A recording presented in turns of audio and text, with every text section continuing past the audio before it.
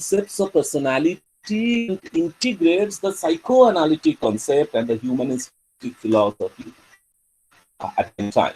While doing so, transactional analysis is also a very optimistic concept, which basically makes certain basic assumptions on human nature and also makes certain basic postulates about the environment. So if we don't know what are the postulates and what are the assumptions on the human nature, we make the perfect essence of this transactional analysis. So if we look at this thing, these basic philosophical assumptions, one, I have already said the transactional analysis is a very optimistic theory. That means it looks at always the bright side of the things. A basic assumption of this theory is that the people can change despite any unfortunate events in the past. And even there are no unfortunate events, people can also change from a little developed to the hard developed platforms. Okay. Transactional analysis is not a deterministic model. That means it cannot say this will happen and this will only happen. Right? It believes rather that people have the wide options, choices in their life, and what kind of choice a particular individual will pick up, it is totally up to him or her. Okay, so basis of that, how human beings will react, we have certain, of course, certain assumptions on the human nature also, right? These are the three basic assumptions on human nature. The number one is that people are born okay. Whenever a child is born, it is 100% pure. No impurities, no contaminations. Right? Of course, it is not, I mean, there is a medical concept of brain damaging. Otherwise, the child is a pure thing. So over a period of time, when the child grows, it acquires psychological disturbances. People, individuals, they are capable of thinking independently. We often basically identify an individual, stupid, nerd. No, these are the wrong assumptions. All the people, again, if they are not medically brain damaged, all of them can think independently and intelligently. Individuals, they are responsible for their own decisions they made, and they have their consequences. Again, you will find there are individuals, even the most capable ones, they often identify this is not my responsibility. I am not responsible. I am the victim of the situation. It is not that. Any kind of consequences in our life, in the life of the individuals, that comes from the decisions that has been made by us or by any individual. Okay. So with the view of these human nature and the basic assumptions, philosophies, we can now introduce transactional analysis. Before going to there, I will just mention there is a small paradox regarding nomenclature on transaction analysis. The core theory, the whole theory is known as the theory of transactional analysis. Now, theory of transactional analysis has got four parts. First one is the structural analysis. Second one is transactional analysis itself. Third one is the game analysis. And the fourth one is the analysis. So all these four analyses, that is the structure, transactional, game, and script. These four theories are the subset of a bigger concept called theory of transactional analysis. That means transactional analysis is a subset of transactional analysis. So we must not basically confuse them. When we will discuss how transactions occur, that will be the subset of transactional theory. And will occur the whole basis of human nature and how human beings establish contact with the environment, they establish communication with the other individuals. Importantly, I am sorry I will not be able to see, that is the most interesting part of the theory, that you see that as a human being, you basically have got two basic actions. Either you are sleeping or you are awake. Now, when you are sleeping, I will not say anything because you are sleeping. You can dream, you can have a sound sleep, but when you are awake, starting point from the point, open your eyes and up to the point you go to the bed. During this whole time, this time is yours. The question always appears how you structure your time. Suppose you are having a sleep of 8 hours, that means 16 hours you are awake. And how you are utilizing this 16 hours is basically the structuring time. The transactional analysis concept, not the subset, the actual theory, can give a very clear idea about your structuring of time. It basically consists of everything, starting from daydreaming, starting from your pastime, your rituals, to the points when you are establishing contact with your environment in a non-verbal or verbal manner. So over here we are coming to the concept of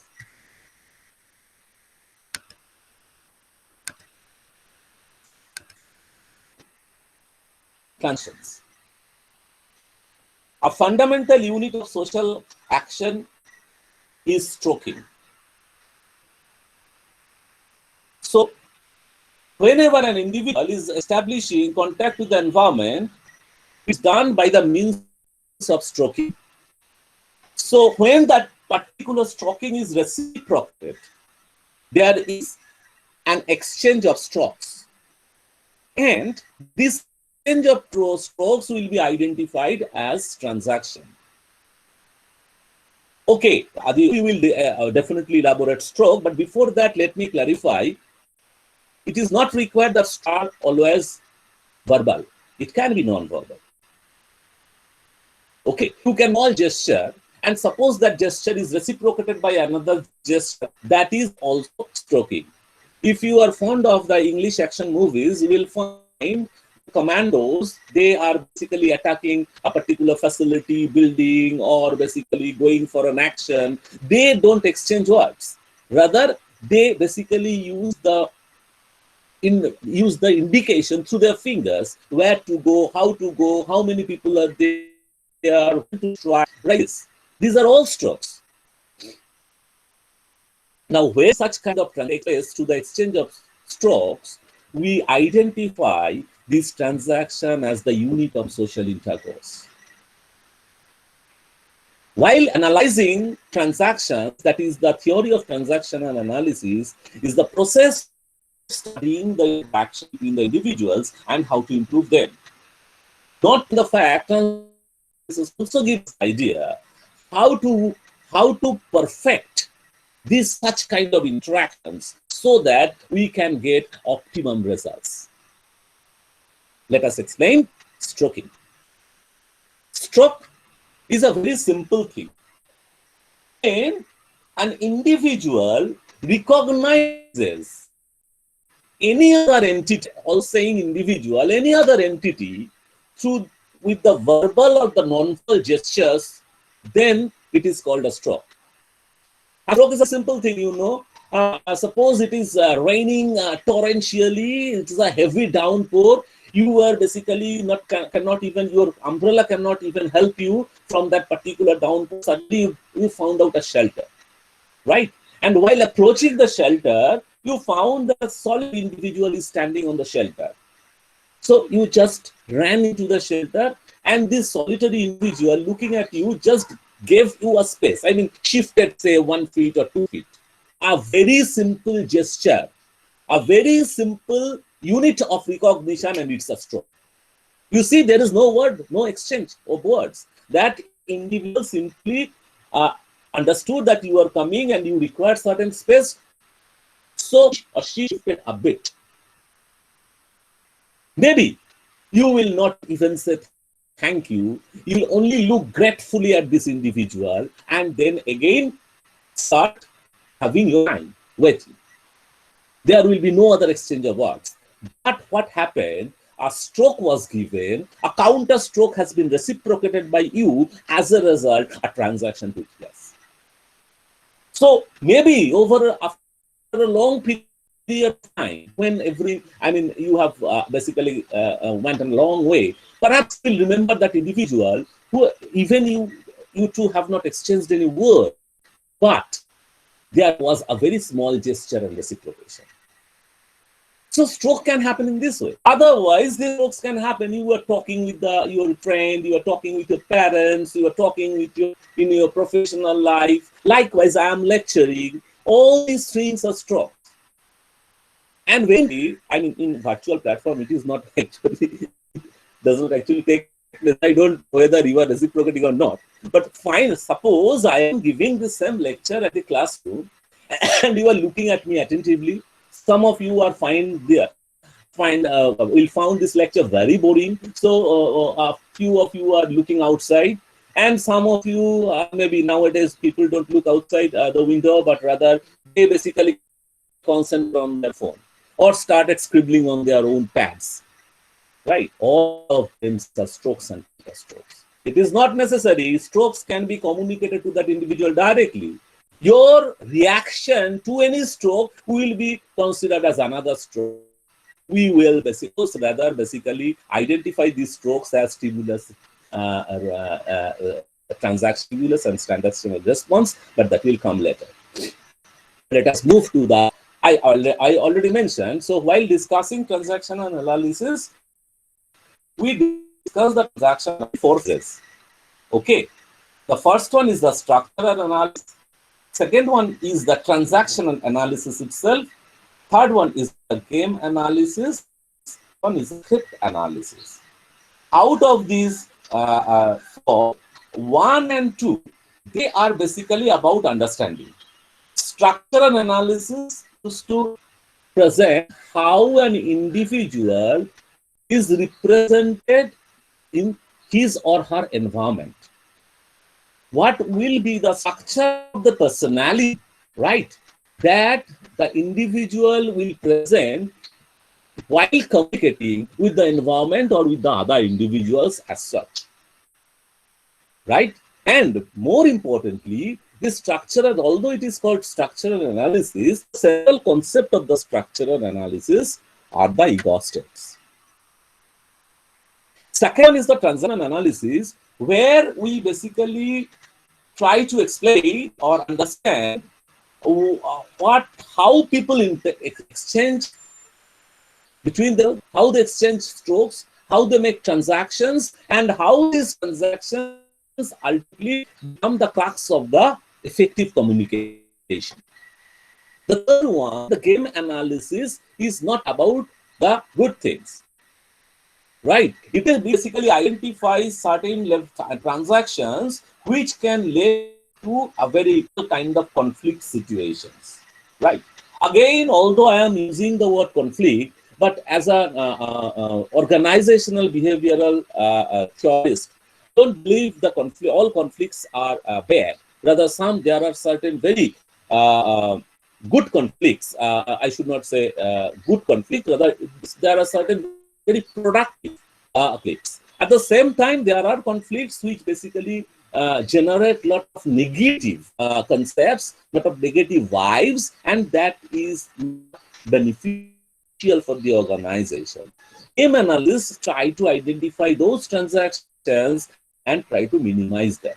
And finally, very interesting about understanding one individual about himself, that is script analysis. We present the life of an individual in the form of a script, where the individual, while making the transaction or before making the transaction, the individual can analyze himself or herself from which life position he or she is addressing an environment.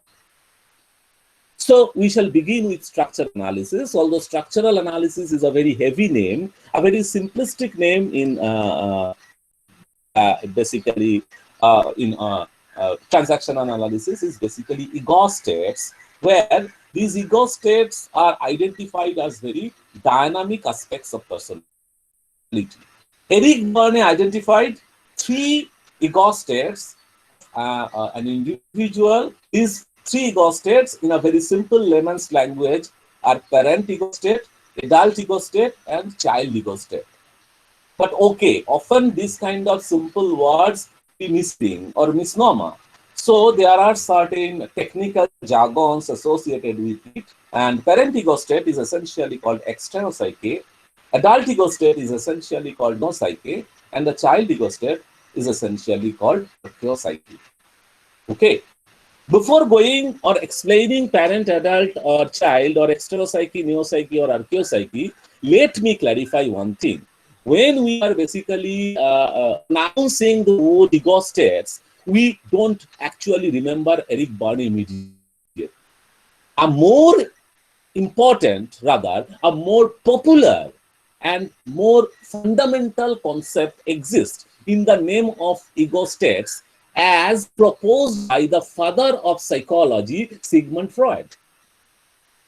So, this again, this is not a physical format, so I don't know whether I will basically face this question or not. So, before facing this question, I'm answering, because while I used to give the lecture, immediately someone raises the hand and says, "Sir, I have said, I heard that the ego state is a different thing." Yes. In Freud's ego state, this ego state talks about id, ego, and superego in the psychoanalytic. So, is there any relationship? There always is a relationship, because theories are talking about the individual personality, human personality, and psychology. But the similarity ends there. Parent, adult, and child ego state are the identified as entities from which an individual and the other. And id, ego, superego are the ego states which exist inside the mind of every individual, irrespective of the fact from which state he or she is at the other. What I want to say is that suppose an individual is addressing the other individual from the parent ego state. That individual will possess ego states mentioned in the psychoanalytic theory, id, ego, superego. At the same time, suppose another individual is addressing from the child ego state, that individual will also possess id, ego, superego. So those are basically the inside view of human mind, and this is the dynamic aspects of the personality. In that manner, they are totally different. Okay. Let us go to the concepts of id, ego, parent, child, and adult. So, structure of the dynamic structure of the ego states, that is in structural analysis. So, parent ego state is very easy to understand. When we basically operate from any normative plane, when we always talk about rules, regulations, should not, would not, we talk about implementing something, we tend to care. That means we operate as parent figure, right? The parent figure, the attitudes, behaviors, and everything that we picked up from our parent figure. Our parent figures are not only our parents. Apart from our parents, will be uncles, sons, grandfather, grandmother, teachers. So anybody, even I can make some individual icons in Bengal. In Bengal, you have Bengali icons. Actually, tend to worship them. One is Swami Vivekananda, and another is was both. Nowadays, this trend is a little bit maybe in other ways. During our student days, some of our friends used to carry even the picture of Swami Vivekananda in their bag. Okay, it was a symbol of your icon in Bengali culture. So this kind of things happen. So over there, Swami Vivekananda will be treated as a parent. And any kind of this, Vivekananda says that, so this should not be done. It is coming from what? It is coming from the parent state. So it is not always that we pick up the behavior only from our parents. there are lots of other figures. From we pick up various kind of behaviors, ways of talking, emotions, etc. And the particular elements that will be fixed inside the structure that is called parent ego state. Now, okay, again, I may face another question. Parent ego state has got a jargon called exteropsyche. Why exteropsyche? Because you see all kinds of the parent ego state that has been collected by an individual. That individual may be 8 years of age, that is maybe a kid, or that individual is maybe 40 years of age. Even at the age of 50, an individual can continuously imitate a parent figure by her or him. Right? So it is borrowed from outside, externally. Okay, because the behavioral pattern reaches out to certain external element, that is why it is also as exteropsyche.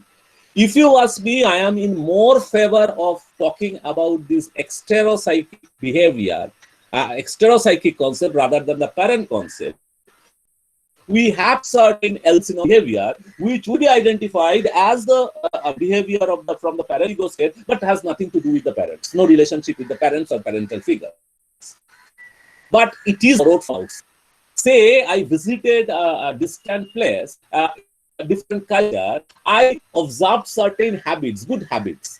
Say maybe say using sanitizers before eating, even when I am eating with spoon and forks. And use of the sanitizer, I am talking about even before, I mean, this pandemic situation. So the question is that it is not fair figure, but when I will come back home and I will start preaching, you should rub your hands using sanitizer before you start eating, even when you put a fork. This plane is coming from someone observation. It is not coming from parental figures. It is coming from outside. That is why exteropsyche will be more appropriate image. Coming back to the second ego state, that is the adult ego state. You see, adult ego state is completely objective. What adult ego state basically does is process information and give objective outcome out of this process. The best adult ego state, a computer, because a computer cannot express emotions. You type three slang words in a computer, say Google, simply meaning. It will not shout at you why you are typing slang words in my name. It cannot, because it will not produce a reaction. It will simply give certain outcomes. When a human being's objective ego state basically talks about this, ego state basically talks about this objective process of information, devoid of any emotion, devoid of any, right? Then we can, the adult state is operating, the individual is operating from adult ego state. Very interestingly, while talking about this adult ego state, we have to use the word neo-psyche, because it is only what information or data you are receiving, based on that you can process and give your action outcome. That is why it always depends on something new. And as a result, it is neo-psyche. It never depends on certain external variables it has collected, some external feelings it has incorporated and placed in a non-life stage. It never depends on its experience, because it will process that again and again, right? And that means it always depends on certain fresh, latest, updated information. As a result, adult ego state is called the neo-psyche. Let us come to the third ego state, and a very interesting ego state, that is the child ego state.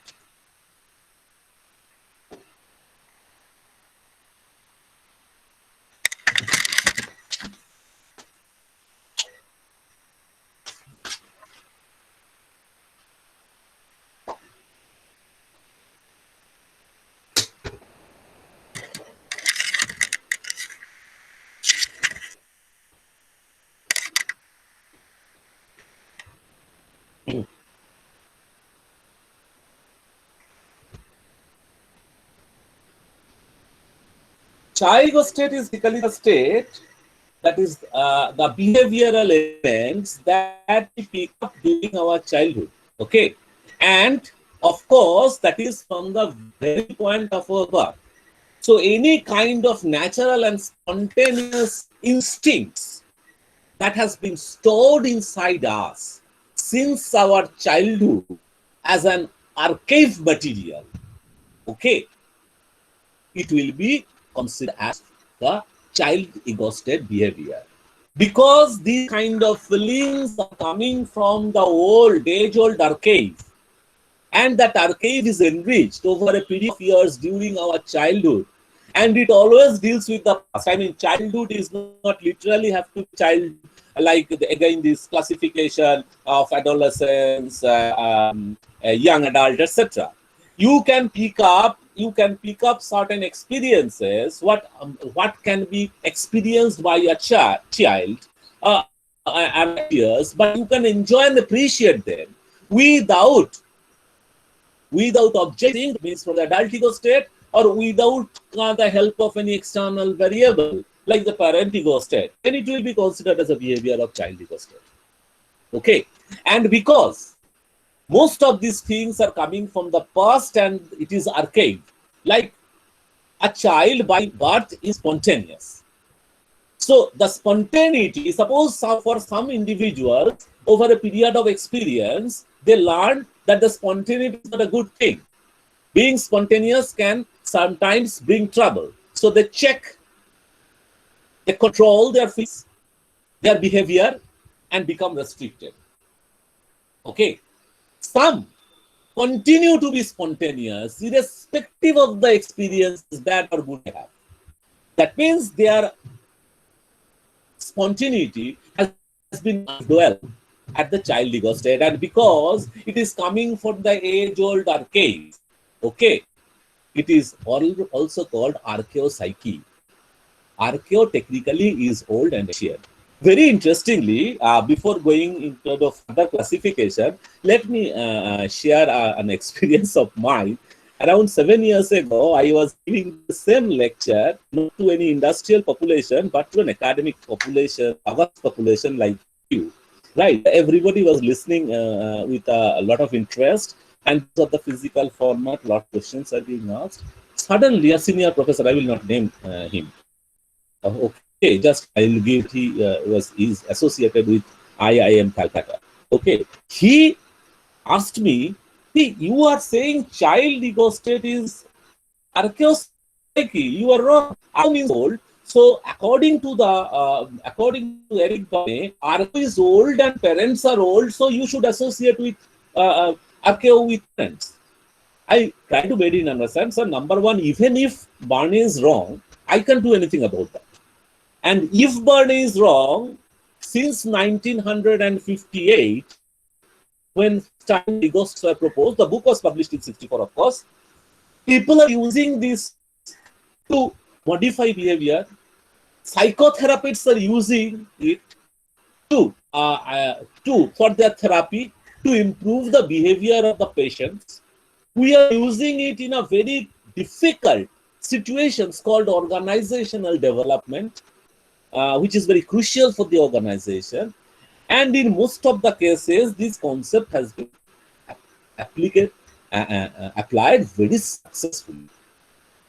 And not to mention the fact that Barney has got his own explanation why he is using this exteropsyche, neopsyche, and archaeopsyche.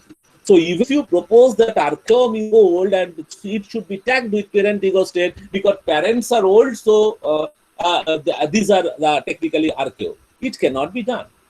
That individual never listened to me. Even he humbled what kind of things we face over here. The people's child are archeo. How can the young child become old age? Yes, that was the thing. This theory is basically an inverted concept of ego states. You start with child, then you become adult, and finally then you become parent. If you basically go through the, process of evolution. So while doing so, when we will become an adult, or when we will become, reach at the age of 30 or say 40, you have all these three ego states. Your child ego state is the oldest ego state. You started your life with that. That has the first behavioral elements that has been archived inside you. So naturally it is archeo psyche. Okay. Now, interesting thing is that except of adult, parent and child both can be classified further. So parents are very, I mean, the name itself will suggest, I won't have to again explain anything. Parents are of two types. You have faced in your personal life, critical parent and nurturing parent. So you will have, I mean, I am using any kind of individuals. Parents are, again, I'm saying parent, not parents, parent figures. So you will find these individuals who always are on the way of, hey, why are you doing this? You should not do this in this manner. You should have done this in this manner. Should, would, not, could. All the restrictions, all the multiplies. Okay, judgmental. What he is doing, he is not right in doing so. These things come from critical parents, right? On the other hand, we will have the set of individuals who comes as, hey, what have you done? You see, suppose a child, an individual who is injured some process, bleeding from the forehead, right? And he ran to a particular shelter where some people were there, maybe junior to him also, and asked for help. So one individual said, hey, how you cut your head? Hey, you are not responsible in this playground. Even where there you fall and cut your head. Hey, you should be ashamed of yourself. Another individual, oh, this is a bad cut, so bleeding. Let me see what I can do. Okay, we don't have medicines over here, but what I can do, I have a kerchief. I can please push the kerchief on your injury so that the bleeding stops. You see, critical parent nurturing. Now coming to the adult is not classified, it is always objective and rational. So if we stick to the same principle, one individual come forward, okay, yes, pushing up, please push a handkerchief to stop the bleeding. No nurturing comment, an objective comment. But please tell us, what was the nature of place? Was there any metal? Was it rusted? Please call nearby health center, see whether there are the prevalence of tetanus. You have to take tetanus, you have to consult a doctor. All this objective processing going on. No normative claim. He is also using the phrase have to. But why is having have to? He is basically suggesting a course rational action that should be taken for an injured. Right? And then come the child. Child I have already explained, but please try to understand. Child are again of two types. One is a natural type, spontaneous, playful, curious, rebellious. Everything comes with a natural type. Okay. Although I personally don't believe in putting rebellious child as natural. I mean, rebellion is basically comes from the child because children never learns to rebel. I mean, going until and unless there is a parental transaction. So if there is a parental stimulus, then only the reaction will be produced rebellion. Otherwise, expressing discontent, that is spontaneous. There you will find when a child is hungry and he or she cannot talk, he starts shouting, crying. Right, and we try to understand because they cannot communicate. We try to understand, and the parents very well does. Actual parents very well does. Father and mother, whether the child is crying out of hunger, or he or she wants to sleep, or he or she having certain pain or difficulty. This is not rebellion. This is the simple, spontaneous way of discomfort. Rebellion comes for the parent. So although it has been placed in as a natural child, I prefer it rebellion to place in my diagnosis. Also, I place rebellions as an adopted child. And more importantly, adapted child actually is not adapted child. There are two classifications. One is the adapted child whose behavior has been modified from the adult or the parental and the parental or the parental transactions, and one is rebellious, which is basically just or abide by the orders, adapted child, and rebel against the order, it becomes a rebellious child. So it should take this as well. Okay. So critical parent, nurturing parent, adult. Over here, one RC and AC means rebellious child and adapted child. And pre-child, they are synonymous. You can say they call them rebellious child or adapted child, or you can call them free child. Okay, or natural child. Clear? So this is all about structure analysis. From once we complete this structure analysis, we understand what are the different ego states we have, we possess. Don't talk about them, think about the individual. Think about yourself. Right? Write down the activities throughout your day. Think how many times you tend to judge people, or you tend to objectively process their action, or you tend to spontaneously react to them. Okay? That is, suppose an individual, a hawker has come in front of your house and shouting at his best to sell his, to peddle his goods, or all these articles he is selling. And now, while you are basically attending a class from your home, right? And basically the audio quality is not very good. So you are having difficulty processing information, inputs, because the hawker is shouting. So you can go to your balcony and shout, "Hey, why you are shouting? Can't you see why you are studying?" How can you say, poor man? He has basically come for his loud. This is the critical parent, right? And adult is the bhai. I am doing a small work. Okay, I understand you have to sell your goods. Please lower your voice and adult, right? Another individual, he simply went to the balcony and counter shouted, "Ha!" Now, how you are liking it? You are shouting so many times? A child behavior. This is how we possess. I mean, it is not that a child possesses the child ego state. An adult only possesses the adult ego state.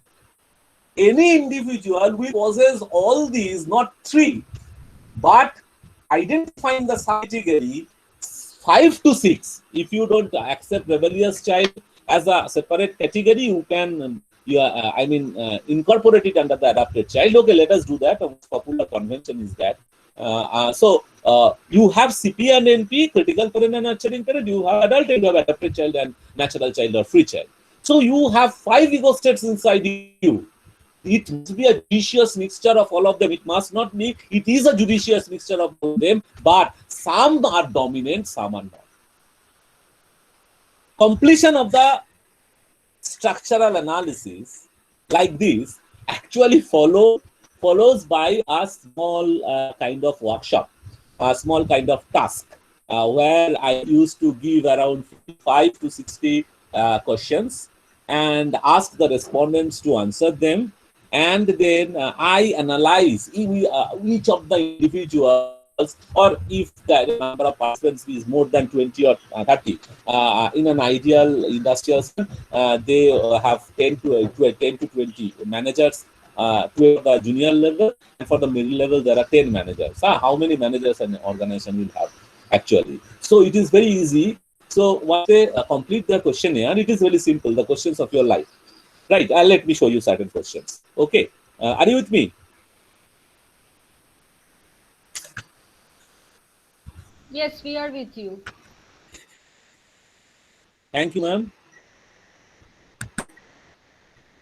I am opening up a Word document. Please tell me whether you can see this document or not.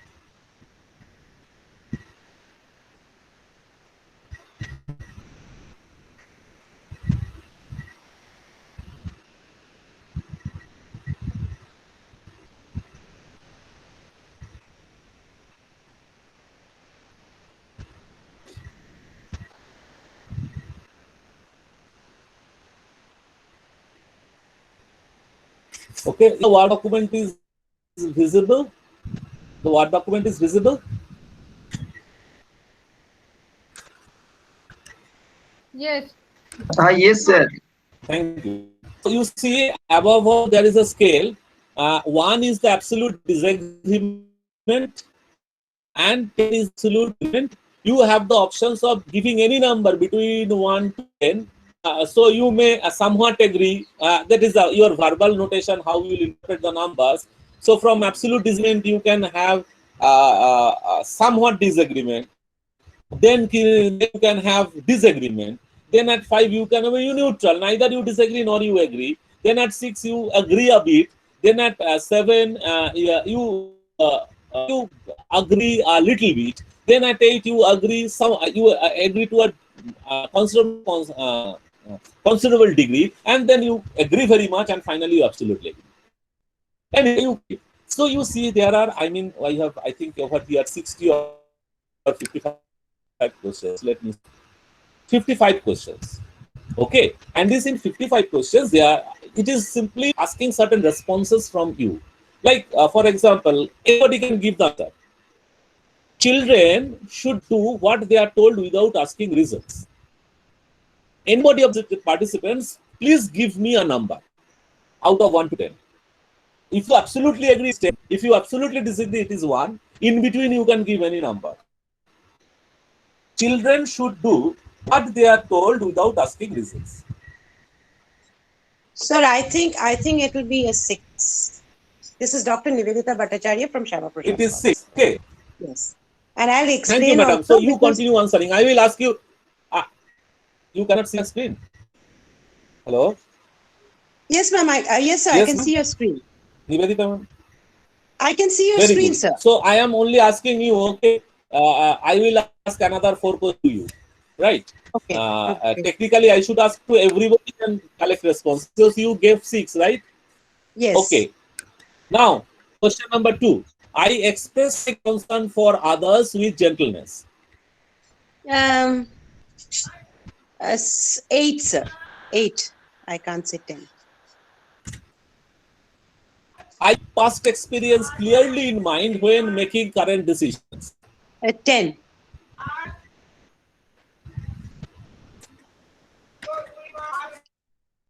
I rebel against injustice. 6.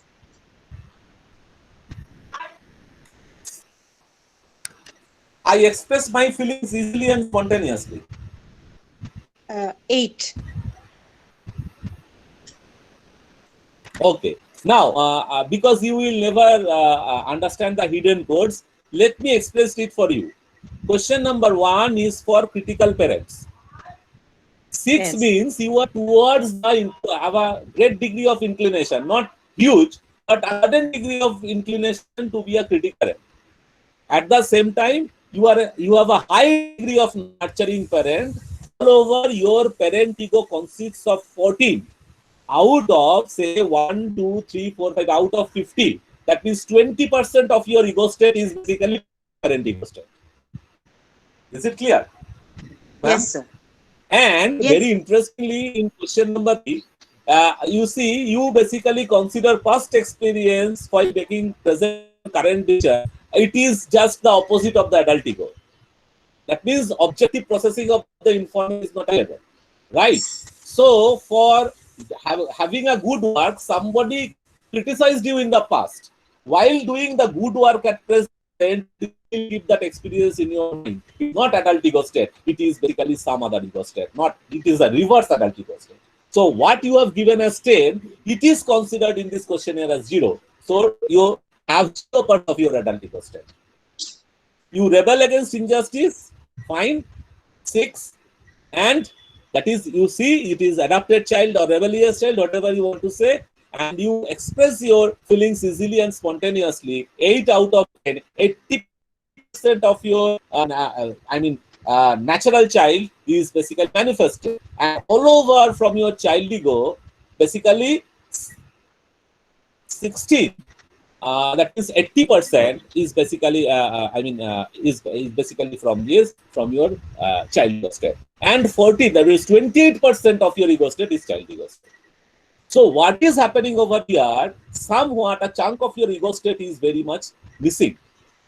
28 and 28, 56% of your ego state is coming out of the that because you have given a reverse answer. Your all over an adult ego state is missing, which is required to be developed. How you will objectively process information. Okay. Actually, the decisions are never taken on the basis of 5 questions because you see there are 55 questions. Actually, you have not put any thought on it. You just spontaneously reacted to these questions. If I provide you all this questionnaire and you continue to solve it, you will have a very clear diagram of your ego states, which we basically called as ego. The purpose of this session was basically to show how we basically diagramize it. 2 types of ego diagrams are there. This is one type. Now, some happens, people basically mask their feelings. Actually, they started understanding that expressing concern for others with gentleness, that is basically a very positive thing to do. Even people who will not do it, they can also give it a high score value. So again, we have a post which masks this kind of things better. That only gives you a positive and negative feedback and identify your states. And these questions are more confusing. I am opening a second set. Although I will not ask for your answers again. Purva madam, how many time I have on? How much time? About 7 minutes. 6. Okay, ma'am. Just that has been sorted. My responsibility actually. Okay, this is a transactional, another transactional questionnaires. Most of the questions are basically already put in the normal. Now over here, you will not give any points. If you agree, you will put a plus mark box. If you don't agree, if we will put a negative marks on the box. Now the interesting part is that for negative marks, we will count 0, and for positive marks, we will count 8. And at the end of this questionnaire, we will have this set. We don't know from which question, and it is a very kind of mix and match question. So no pattern will be given. So you see, actually for parents, there are the questions 1, 4, 5, 8. All these 2 sections, and one is the first set is the nurturing parent, and third set is the critical parent. Then the third row, third column, that belongs to the adult, and fourth column, child is not basically divided. It is simply put in the child free child. It is simply put as the child. So again, how much ego you state you have?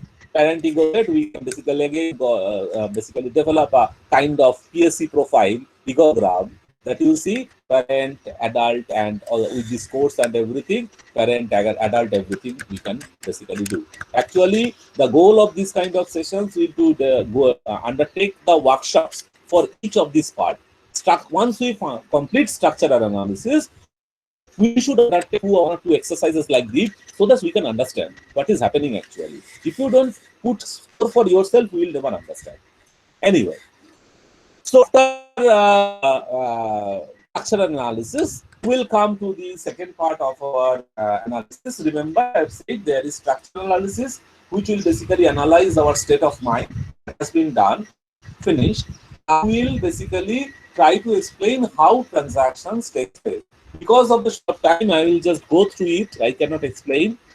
You see, a transaction is basically the strokes. That's given from individual A to individual B, that in the form of a particular recognition, and that is called the transaction stimulus. So if individual B recognizes, acknowledges, sorry, recognize is a bad word to use, I am sorry, acknowledges that recognition and returns back, then comes a response, that is the transactional response. So one transactional stimulus and one transactional response, TS plus TR, that totally develops a transaction. There are 3 types of transactions actually based on states. One is the complementary transaction, one is the cross transaction, and another the ulterior transaction. Out of them, complementary transactions, they are very easy, very simple to understand. But ulterior transaction is very complex. difficult to understand. While doing so, I will basically introduce another concept that while we are making these strokes, we make strokes from two levels, one from the social level and another from a psychological level. For example, I was climbing the stairs of the my university, and one of the student was coming down. Usually, the teacher-student relationship is very kind of friendly and kind of harmonious. But these students I never liked, And what I understand is that the student never liked me also. Right. So while he was climbing down the stairs and I was moving up, these students looked at me and said, "Oh, sir, how are you? Fine. Long time. I have not seen you. Nice to see you, sir, at this morning. My day is good." Social level transaction. And I smiled very funny. Yes, my child, how are you doing these days? You are so intelligent. Please don't waste your talent. Channel your energy in this manner. Spoke a lot of motivating words, and at the social level, this translates. But actually, maybe while climbing down the stairs, the students saw, again, in the very first thing in the morning, I saw this mother. I don't know how my days will go. At the psychological level, this is going on. And while I am basically addressing, saying all these motivating words to the students, I actually went to the morning, nothing to do at the hostel, not even studying, just climbing up and down the stairs. Worthless fella. So it is what is happening in the social level that may not happen in the psychological level. And when these two levels transactions mismatch, then it is only ulterior transaction. In case of complementary and cross transaction, whatever is at the social level, same thing is happening in the cross level. So you see, there are only two sets of lines. In case of the ulterior transactions, one set of lines is basically they are in the both complementary and cross. There is only one set of lines, pair of lines. In case of ulterior, there are two sets of lines. One set of lines in the bold, that is basically the social level transaction. But what is happening basically at the represented by the dotted line, that is happening actually at the psychological level. Okay, let us go for the complementary transactions. If an individual addresses another individual from a particular state of or the state of mind or level, and the other individual who is addressed, he also reciprocates from the same, then it is complementary transaction. Over here, what is your score in the? Father is asking the child, Father, I scored only 40% in mathematics. Objective information processing, objective answers. Although the transaction is taking adult to adult level. One adult is asking for certain information from another adult ego. And the child, if the instead of answering that Father, I have scored 40% in mathematics, the son reply that no, Father, I will not say it is very bad. Actually, that is instead of providing information from the adult level, this son has adult ego state. But you see, this son is as adult ego state and objectively answering 40%, Father. Do you think it is good or bad? It is bad. If you get over 50%, it will be mediocre, and if I get more than 70%, then it will be good. If I get more than 80%, then it will be very good. Objective processing of information. A son can even do that. Or the father says, Pradeep, please make your parent instructing the child from the normative plane, critical parent. Even he can add an word. Your room always looks so dirty. Son replies, Yes, father, I am sorry. I was in a project. I am making the room tidy. I am cleaning the room. Complementary transaction return back. You see, parent to child, child to parent. It is basically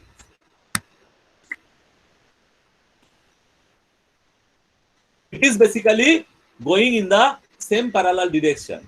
In such kind of states, it will be basically addressed.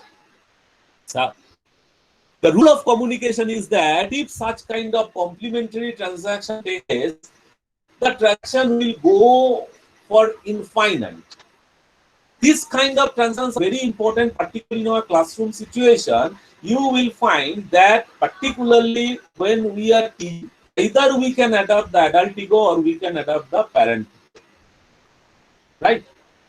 If we adopt the parent ego, then we can be critical parent. And if we are critical parent while lecturing in a class, I know everything. Students don't know; they are blank slates.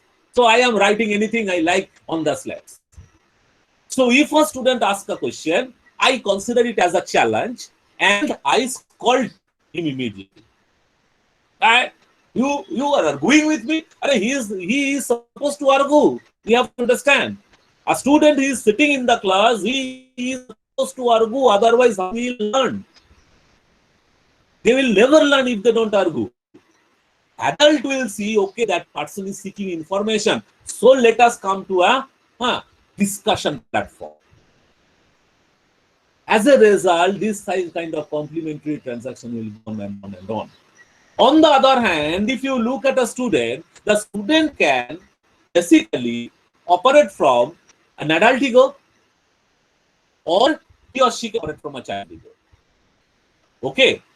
You will find most of our students, I don't know whether it is of course, it will be our responsibility. They don't operate from adult ego. They fear to ask questions in class. Why? Because the teacher will be offended. Your duty is to challenge teacher, otherwise I will learn. You have to, if you accept whatever is teaching, whatever the teacher is saying without understanding that, then your learning will not take place.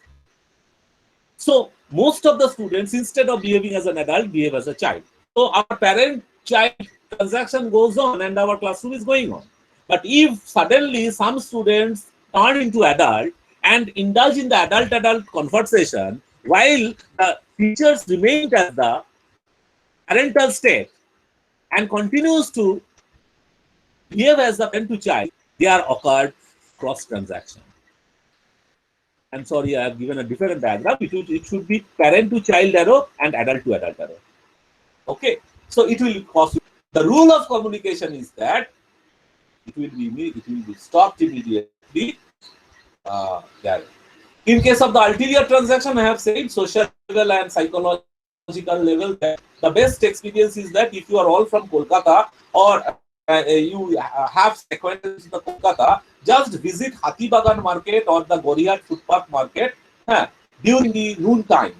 That is the time when women, particularly the middle-aged women or a little bit aged women, they used to come to shopping with a lot of bargaining.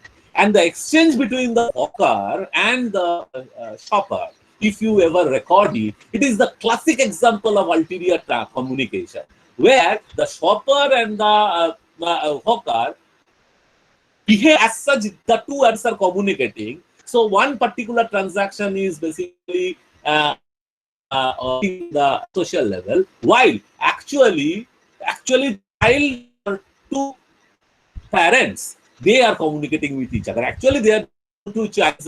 When Okada is saying, Didi, take this thing from me. It is the cheapest and the best quality thing in the market. As such, he is giving certain objective information. But the childish ego is that you cannot have the best quality thing at the cheapest price. Okay. This is how the ulterior transaction takes place. I'm sorry, I have not been able to explain a lot about the transactions and the rest. Forget about the grave and the script analysis. However, up to the point, whatever we have discussed, if you have any question, you have to ask it. Already you have passed the time. Question, sir?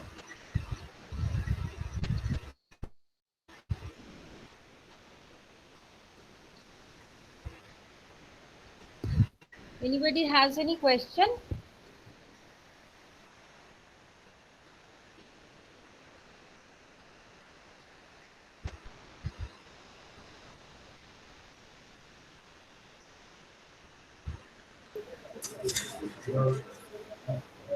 There was a question in the chat box. In many occasions, we even try to be nurturing parent.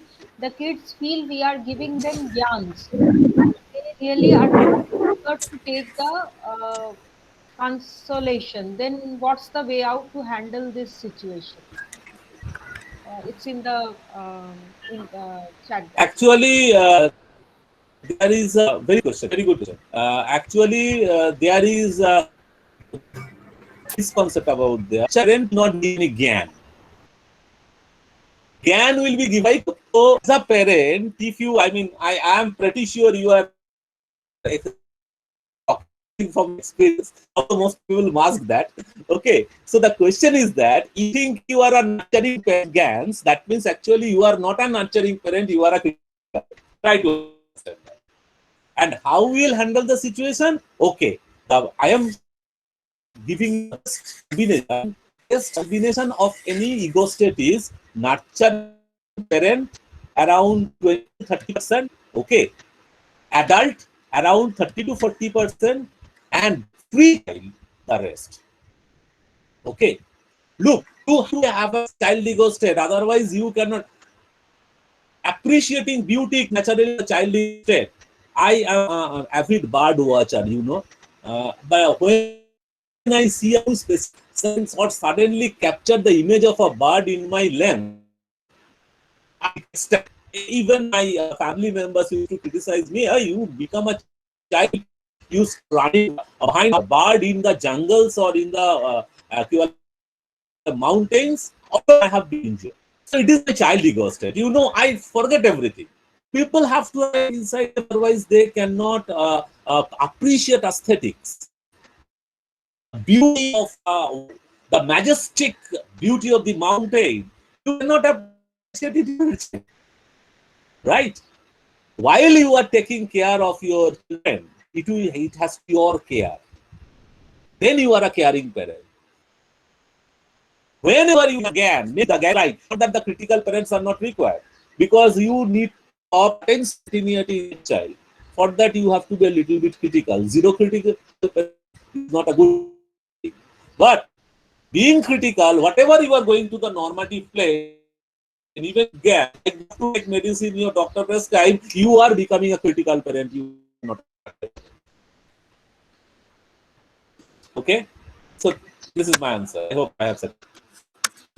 Thank you so much for just your kind information to all the participants. Actually, Kaushik Babu's lecture was scheduled to be held yesterday. So, but due to some Huh? very urgent kind of না work, um, lipid lipid draft না sir due to some urgent kind of work, we could not accommodate him on that day, and today we had to reschedule the thing. And basically, what we had the plan was to that he will be dealing with the theory, and then he would do an interactive session with you. So we are very unfortunate we missed the kind of interactive session, and we sincerely hope to have you among us in the physical form, not in the virtual form, and to hold such interactive nice session with you. I hope you could make some time out for us in future also. So thanking you once again from the behalf of all the participants as well as University of Calcutta for enriching us. Thank you so much. Thank you, ma'am. Thank you. I am leave the same.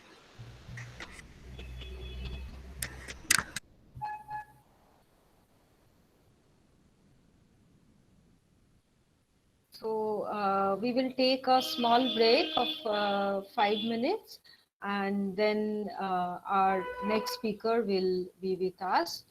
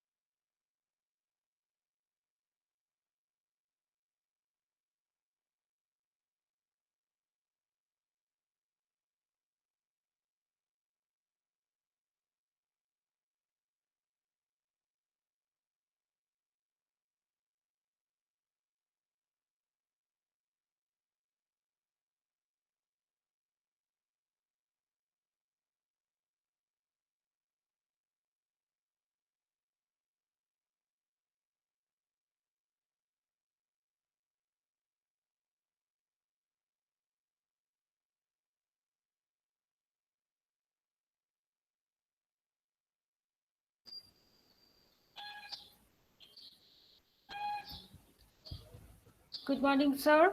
We have our speaker with us, speaker of the next session,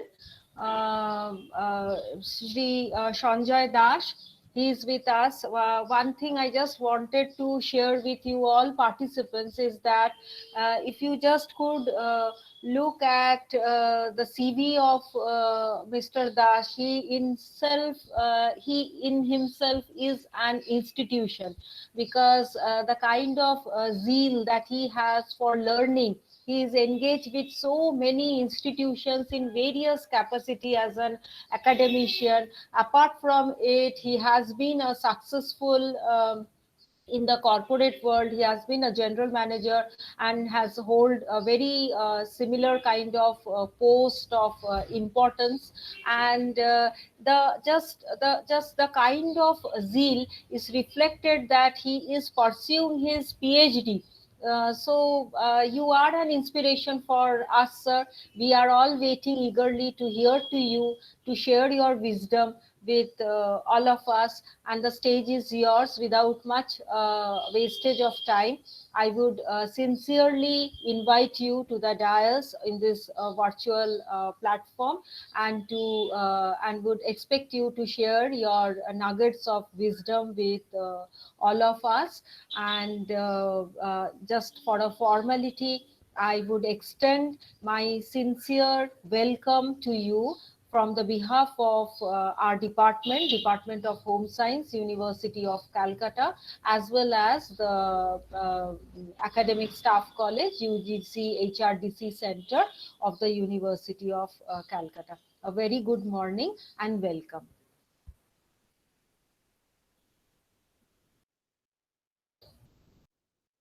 Good morning, everybody. I hope you are able to hear me. Yes, you are audible. Okay.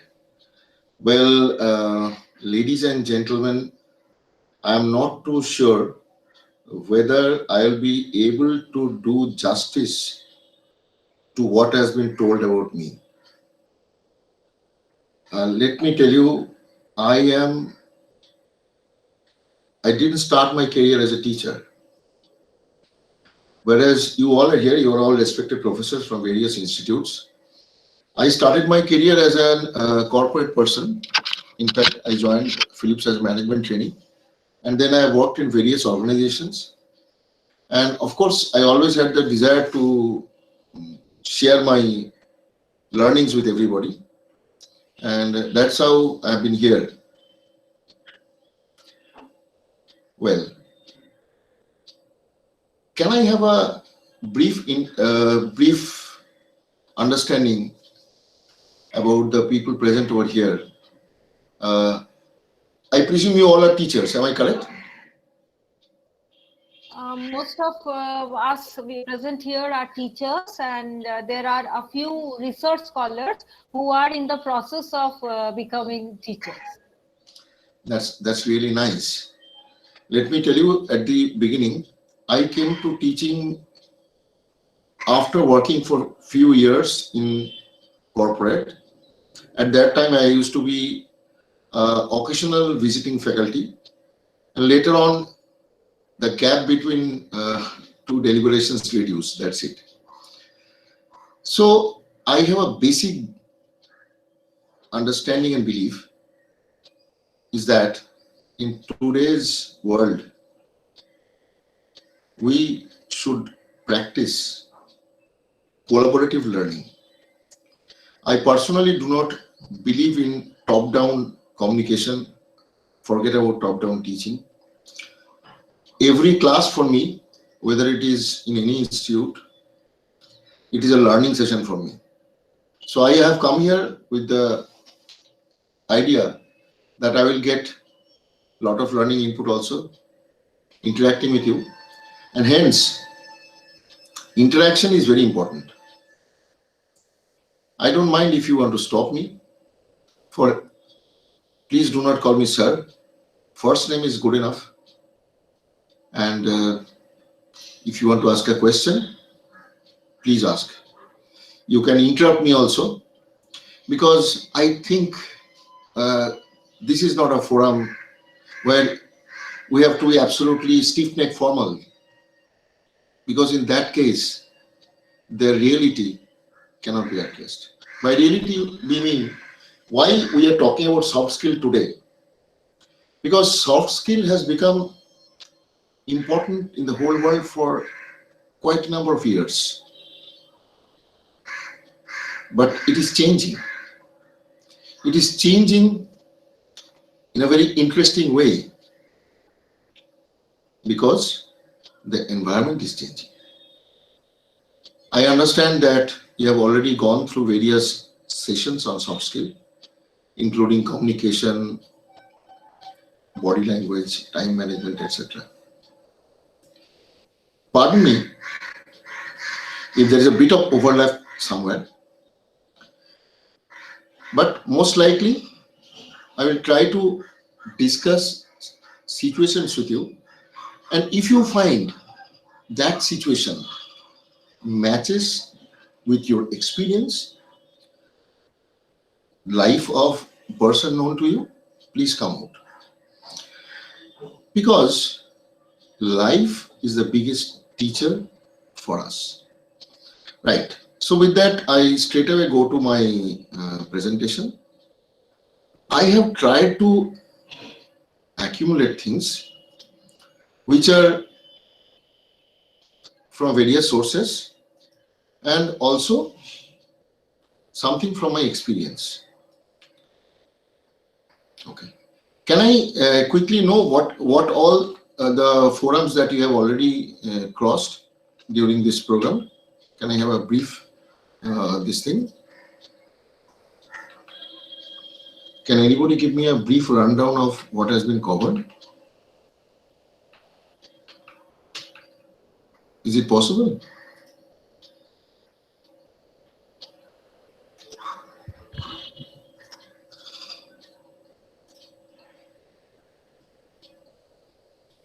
Okay. Sir, Yeah, tell from me. yeah, from day one we had just a minute. Let me just.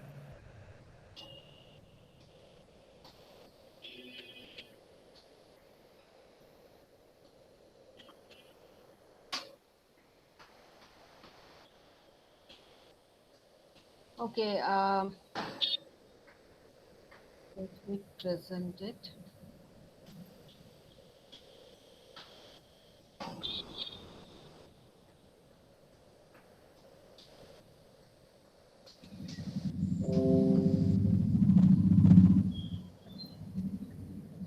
So on the day one, we had Benjamin Garner. The keynote address was basically a theoretical perspective of the entire soft skill thing. It was a very wide kind of a lecture. And then we had Nivedita Gupta. She shared her views on leadership, its characteristics. And then we had Krishna Chattopadhyay. She dealt with the skillful development of communication skills. Specifically, she shared her experience as a news reader from Doordarshan. And then Sharnali Dasgupta, this was a very interactive kind of a session. She is basically an image consultant. She browsed on the areas of how to dress, how to speak, what kind of shoes to wear. So it was a different kind of lecture. Then we have Dr. Shukanto Sharkar from AIMS Kollani. He specifically dealt with the mental health aspects and how to deal with workplace stress. We then have Jayanto Datta Majumdar. He is again from the corporate world, and he browsed on basically soft skill and leadership, or the kind of skills required for this kind of changing world. And then we have Shormishta Banerjee. She exclusively dealt with the time management workshop. And yesterday we had the class of Sarfaraz Alam. He is a physiotherapist. So he basically dealt with the kind of posture one should have, and what are the simple kind of exercise to stay fit. And then we had Kaushik Kundu in the just a class preceding class, where he dealt with the theoretical aspects of the transactional analysis and various kinds of ego states. Up till now, these lectures have been covered.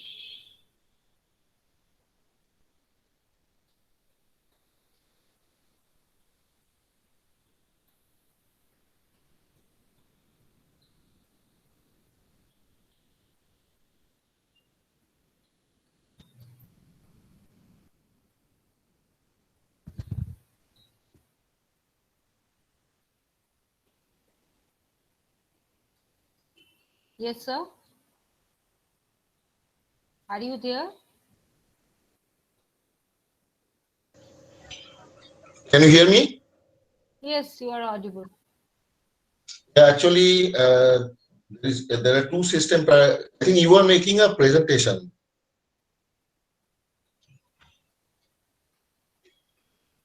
No, I have stopped my presentation. Okay, just give me a moment then. Actually, I don't know why once one system got into a. Just a minute. Give me a moment.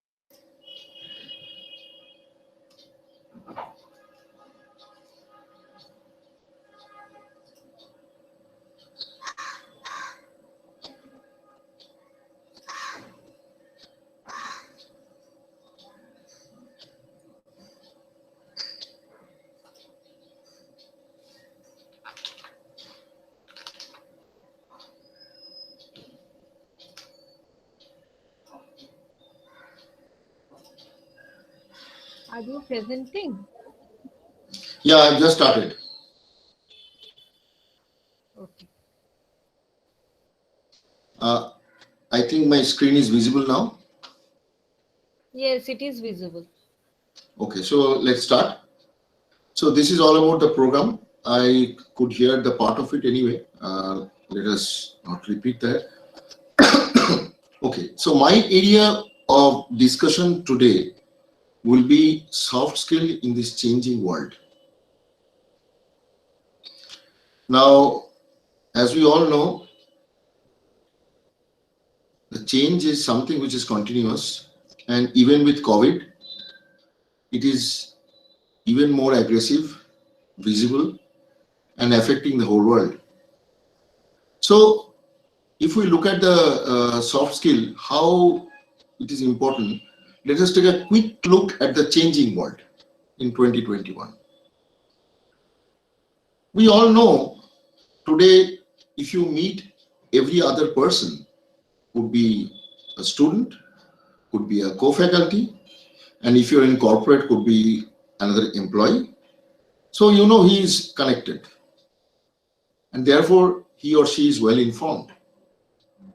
Well informed through various possibilities, various tools, gadgets, platforms, and even in pandemic also, the flow of information has not stopped. We have conducted classes online and work from home. So it's not that the flow of information or the path for information got truncated.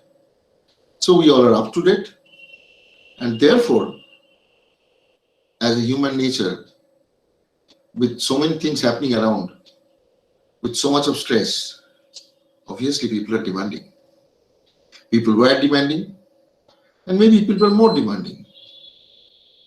And therefore, we should also recognize that everybody is busy. When I talk with my students in the executive MBA class, they say that, sir, earlier at least there was a time to leave the workplace and come home and start the something. But today, the work has got no limit. We are almost into, if not 24, but at least 17, 18 hours loop. So everybody is busy. They were also busy earlier. And then comes, if you have no free time, then what happens? You feel everything is urgent. Everything is urgent. You ask anybody to do anything, it is urgent. Every delivery is urgent. So as a result, the tolerance has reduced. Tolerance has been reducing, and now it has all the more reduced. I've heard from many people that I just can't bear it anymore. Give me a break. Apachina, some sort of things like that. But at the same time, if you expect things to be done by them, they have their limits. And if it is pushed beyond that, then they know whose door to knock. They're highly aware of their empowerments, including various things. So this is the world as of today, right? So in this world, we have to interact. We have to interact with people everywhere, whether it is your home, or it is your workplace, or anywhere else, in your area, in your locality. Now, so the challenge today, I call it challenges in 2021 and beyond. There is a change in consumer behavior. By consumer, I mean people. Because we all study consumer behavior, that is why the word consumer behavior has been used. There are a lot of changes in system and procedure. The way you used to procure our groceries is not the same which was about 10 months back. The way you used to get ready to leave for work and drop the kid at the school on the way, everything has changed. So many changes in corporate. They're facing very high pressure on their profitability and of course sustenance. The executives are really turning blue under pressure. How to take care of the stakeholders like shareholders and the bottom line. On the top of that, there are government regulations. The budget has not stopped. Not that the people, individuals or corporate, they have got some great holiday. It's not possible. Where from government will get you?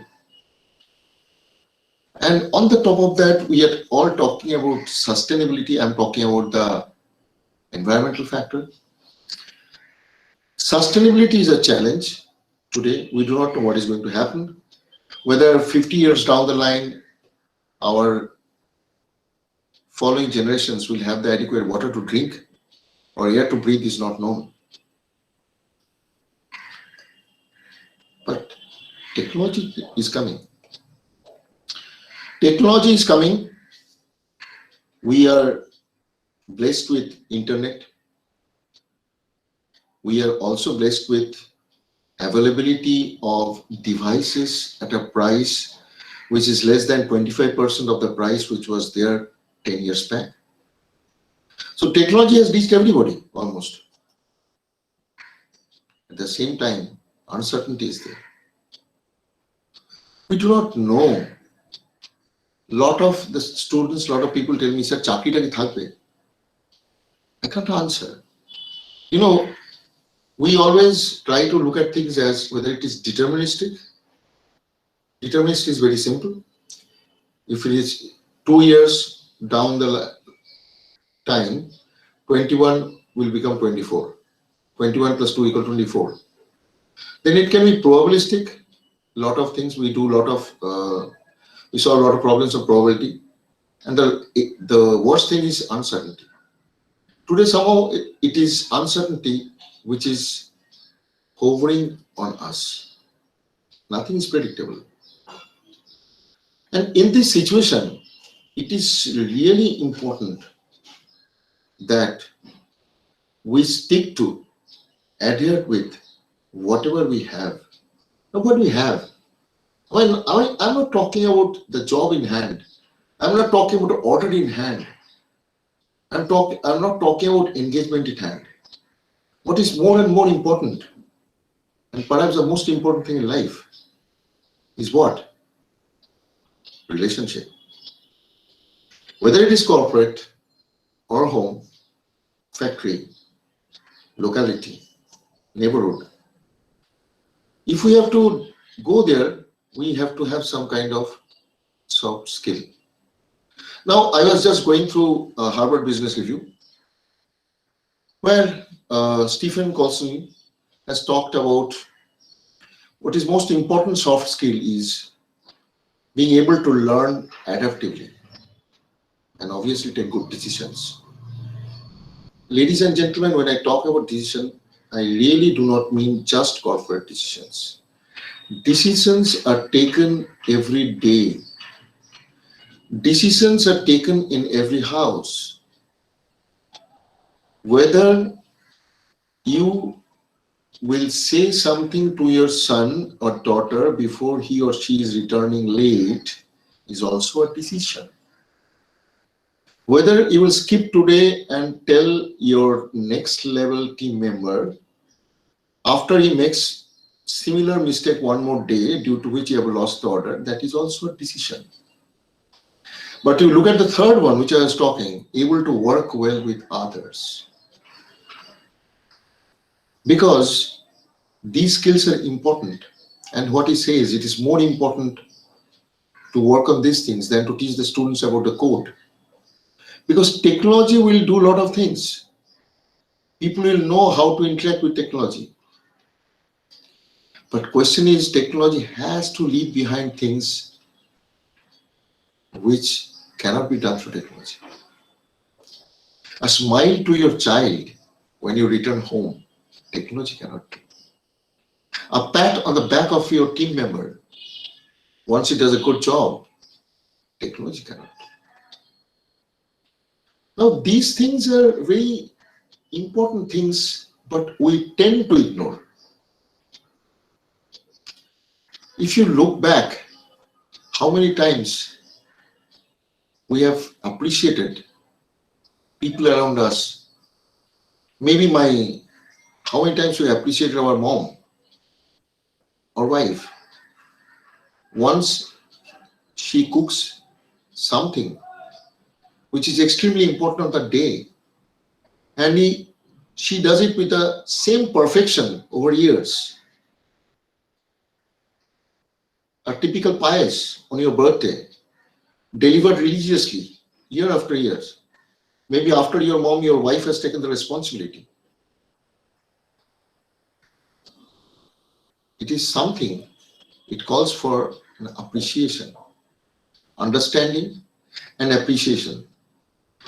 That will really help us to work with others. And the more the crisis outside, the more the storm outside the window, inside has to be calm. We will address what is the result if we are not calm. Mostly we know. Well, this is one way how soft skill is being looked at by Professor Stephen Kosling. I have taken views of others also, because today when we have to talk about soft skill, there are so many things to be discussed. But exactly what will be most pertinent, I took little time to zero down on that. Okay. Next was David Wolman. He has also emphasized in the publication by McKinsey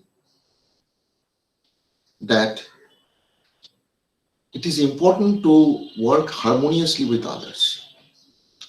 And therefore, we have to learn a bit of advanced communication.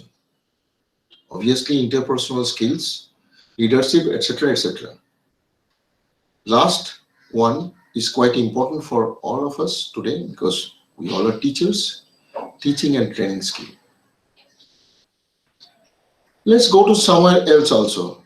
Let's see what Forbes have got to say. According to Forbes, the top 10 skills are these. Okay. Here also we'll find some communication is there, and he has also talked about emotional intelligence, and obviously the linked factor is stress management.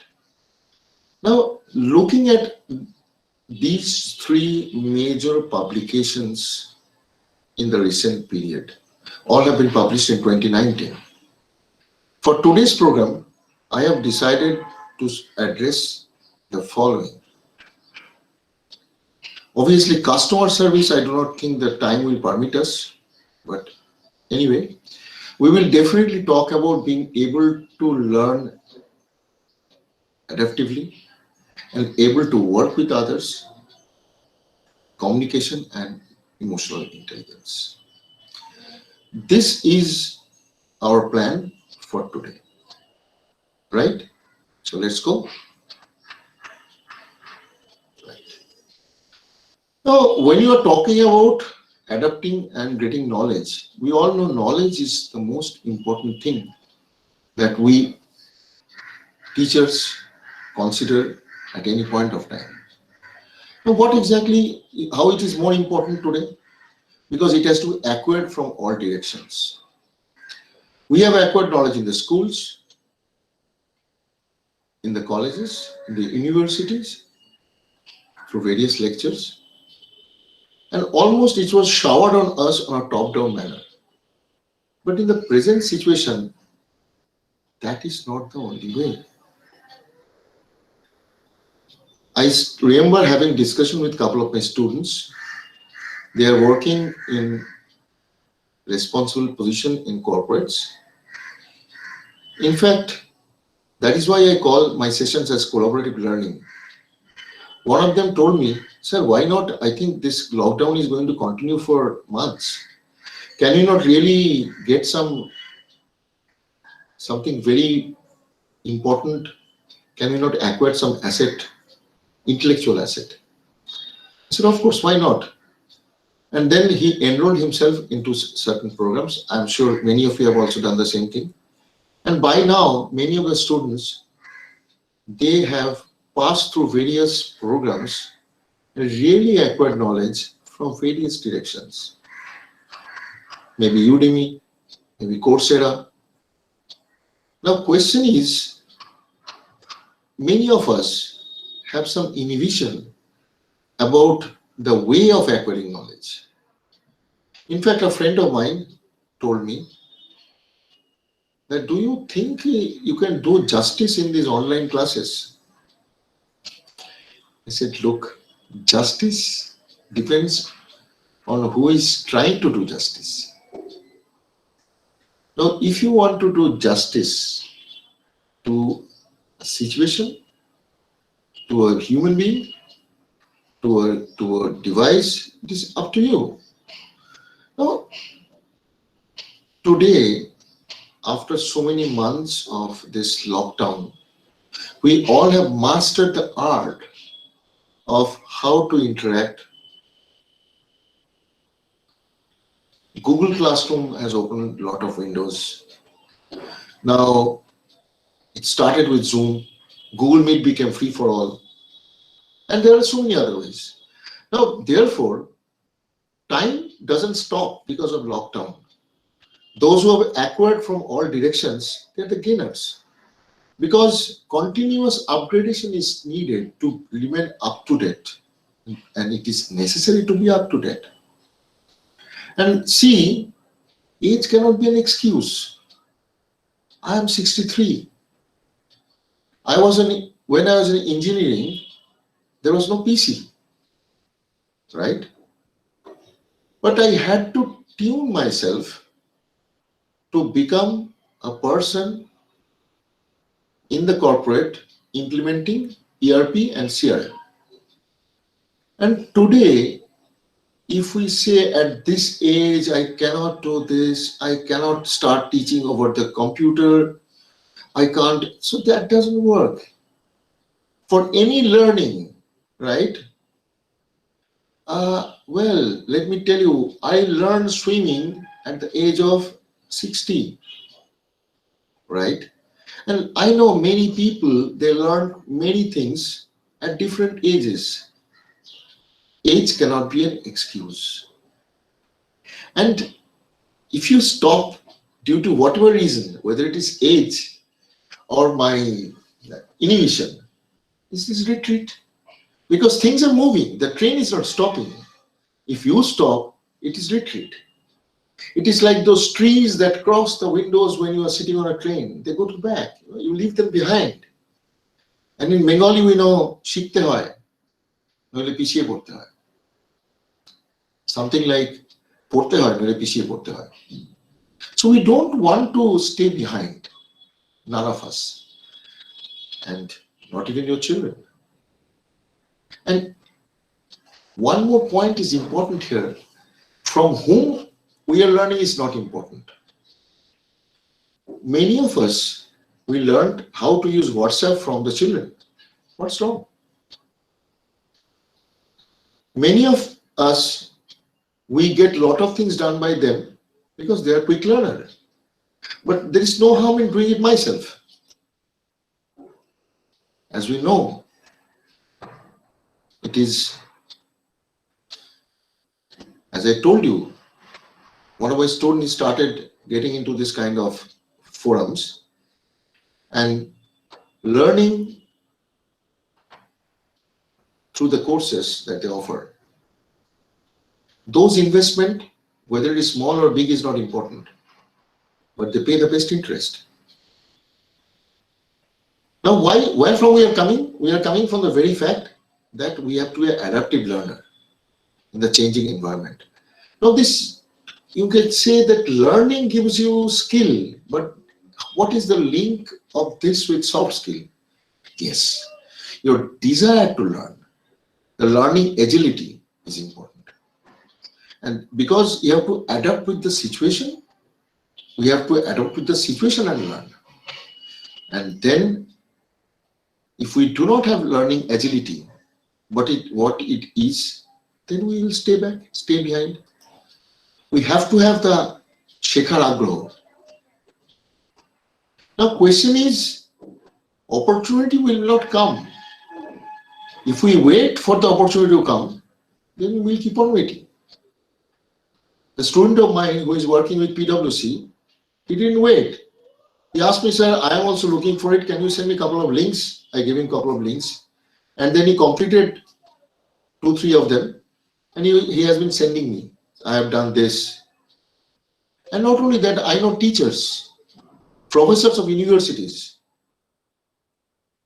They have learned so many things by attending the programs over the internet. So, better not to wait. And if the opportunity is not there, let us locate it, create it, and grab it. Because learning is not enough. Through learning, once we internalize the information, and also we have a competence to utilize the information, then it is complete. A lot of people has got information. They are just like a hard disk kept on the table. They are not connected to any computer. Do they have any meaning? You can have terabytes of hard disk information. They have got no meaning unless they are utilized. And we are human beings, we are not robots. God has kindly created us to perform even in new or unfamiliar conditions. And obviously, you all will agree, the pandemic was an acid test of that. God has tested all of us. whether we can clean utensils and at the same time write papers, whether we can cook and that's at the same time find out what is happening in the latest technology front. So these kind of contrast was not there, but there is a saying, "Ja hoy bhalor jonnoi hoy." This situation has pushed us to an end to make us understand what are my abilities, and that ability that I can perform even in new or even absolutely unfamiliar condition. I'm sure many of you, rather all of you, have stressed yourself at times beyond the tolerance to perform a lot of contrasting things which you normally don't do, because this is how we prosper intellectually. Because unless knowledge is improved and we challenge the knowledge every day, we cannot do justice of being a human being. We must challenge our own knowledge. Then only I'll be able to increase it constantly. It is such a process. If you keep it stagnant, it will vanish. It evaporates. Not exactly evaporate, it sublimates. Sublimation? Camphor sublimates. Water evaporates. Sublimation is more surprising than evaporation. In evaporation, you can see the steam when the water evaporates. When sublimation happens, if you keep a piece of camphor on your table and you go out, when you come back, it is not there. There was no smoke, no steam. And if the knowledge is left just like that, you think or I think or we think the knowledge is there, then when we are trying to really apply it, when the need comes, an unfamiliar situation, adverse situation, you will find that we are not able to do it. Because the competence to utilize the information has been lost. But if we maintain the learning agility, that means we are continuously checking your stock, updating yourself.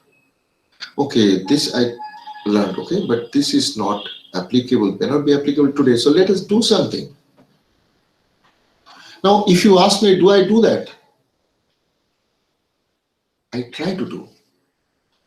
The same subject which I've been teaching for the last 5 years in University of Calcutta.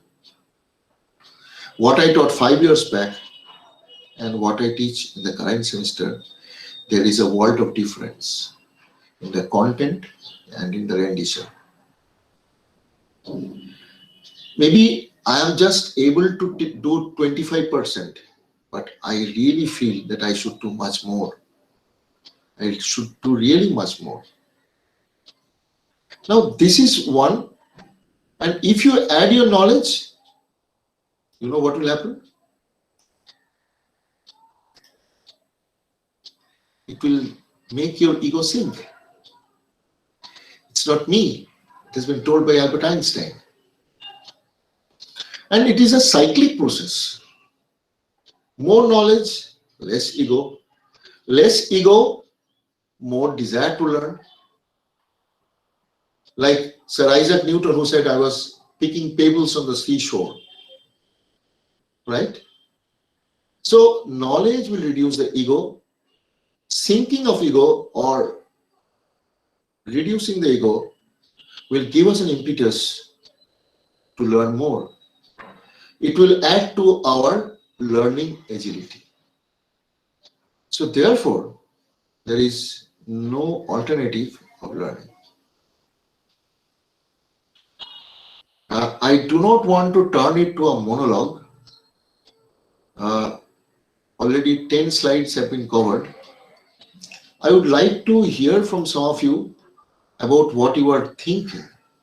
because after this I will go to maybe I told you what are the 3 areas I will touch today. So up to this, what I have discussed, the way it is being done, and the content that you are seeing in front of you. Can I have some views, ladies and gentlemen? Please.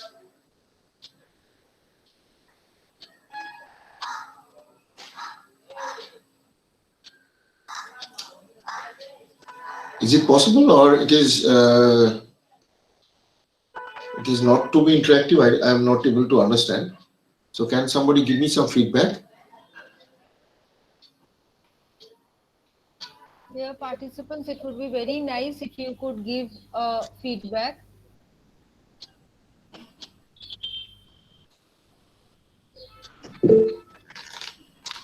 Yes.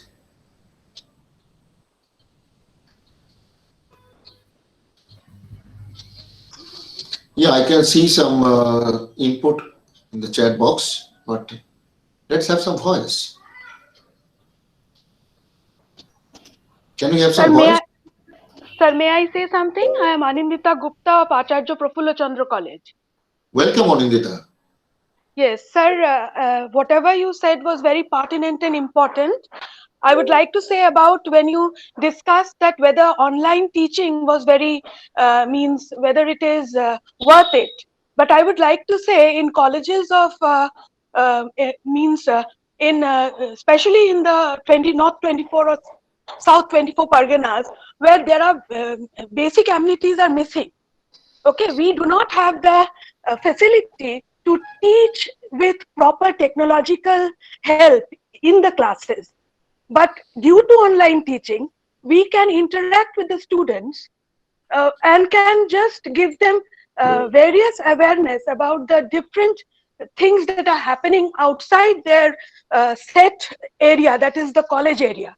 And we can just show them various videos and various demonstrations online, which they were not able to do when we used to teach when we were face to face. So that is a help which we had received from these virtual classes. And another thing I would like to say is that as we grow up, that is, I have been teaching since 2007, and I still remember I had a class on marriage. My first class with the general people were on marriage, and I started off with a discussion, or else it was a debate that how would you prefer marriage? Would it be an arranged marriage or a love marriage? And the students loved it. It was the first class. But now, as I'm growing up, I usually do not go into the class and start off with a class with a debate on arranged marriage and love marriage. So, like that, in likewise, means we have changed also. So that's all I would like to say. Thank you, madam. Thanks a lot. Anybody else? Anyone else? Would you like to say something or ask something? Please feel free. Okay. Anyway, so let's proceed, right? Now, the other thing which we have already planned to discuss was how to work well with others. This is, according to me, is most important, because wherever we go to work, we cannot work alone. No work can be done alone, and therefore many of us are still not ready. I'm telling this with my corporate experience of 34 years, that not everybody is ready to work with others. Well, now what exactly does it mean? Let us see that, okay? Now let us see, we are talking about corporate. Now, what is organizational performance? That organization has recorded a profit of so and so, that organization has performed well, their share price has gone up, okay? The Elon Musk has launched electric car, couple of years back in US, and now they've registered in Bangalore. Wonderful product. They're into space research also. So these are all organizational performance, but it cannot be done alone. How does an organization perform? See, obviously, there are certain things like behind the organization, there's a human being. Without a human being, organization cannot be formed because our organization is an assimilation of human beings in an array of organizational structure with reporting relationships. Therefore, these human beings have to perform. And how do they perform? Human performance is a product of ability and motivation, which means it can look at it in two ways. If the motivation is high and the ability is high, obviously the performance will be high. And then comes, what is ability? It is knowledge into skill. Knowledge is there and there is a skill. I have a knowledge of how to cut a piece of wood with a saw, but I don't have the skill. I know you have to hold the saw like this and go back and forth with certain degree of pressure. The moment I say certain degree of pressure, that is unexplained. The skill means I know what type of saw on what type of wood, how much pressure has to be given. That's the skill. Now, knowledge and skill will create an ability. I'll be able to cut the piece of wood. And then, how do you look at motivation? It is very complex. Situation into attitude. It's a product of situation into an attitude. Now, this is complex in the sense I cannot let my motivation go down, whether it is COVID or no COVID. Which means if the situation becomes very adverse, I will try to overcome it with my attitude. If I surrender to the situation, that means my attitude is not too positive and my motivation will go down. And when my motivation is down, and we all know motivation is a force from inside that drives a human being, the human performance will be affected. Well, so these two things being important, how the organizational performance come into the picture? Organizational performance is individual human performance multiplied by number of resources. Now, a lot of people ask me, what is resource? Is it a employee? Now, can I have some views? What is resource?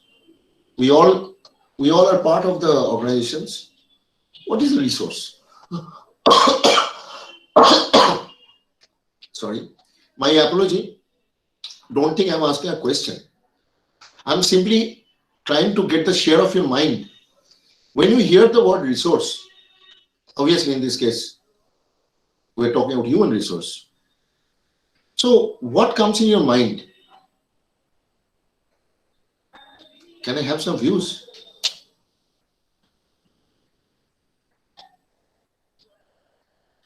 Please feel free, absolutely. I know each one of you work with a lot of resources. Sir, this is Dr. Nivedita Bhattacharya from Shyama Prasad College. Maybe I think resource is something that we use for a constructive purpose. That is, if you want to build something, we need resources. Whatever may be the resources, in this case, human resources in our in administration. That is my view. So let us thank you, Nivedita. Now, question comes. So when you are talking about human resource, are they employees of the organization? Are we talking about? Okay, maybe employees and casuals and whatever it is, those who are into the work area. Are we looking at them as resources? Because suppose Sir, please. Sir, human resources, as you have said earlier, that multiplied with number of individuals working in a college, but the resources may vary. One individual may not be working. Means every individual may not be working equally. One person's may work a little bit more or better than the other person. Right. So I got your point, absolutely. So you are talking about among the resources, everybody is not performing. So those who are yes, performing, they are resources. Is that you want to mean? yes, yes, yes. Now let us look at resource. Even if he performs, he cannot become a resource. That is what I was coming from. Because if he is performing, but he is not compatible, then he is not a resource. What is compatibility? What is compatibility? This compatibility is most important. Now let us look at what compatibility is. Performance plus compatibility makes a person a resource. And what is compatibility then? Is everybody compatible? You know at least 20 people in your organization. Do they all have the ability to work with others? I am not talking about just teamwork.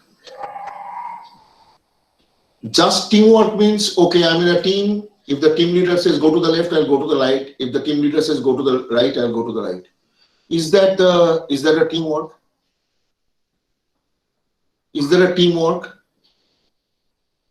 No, sir. No.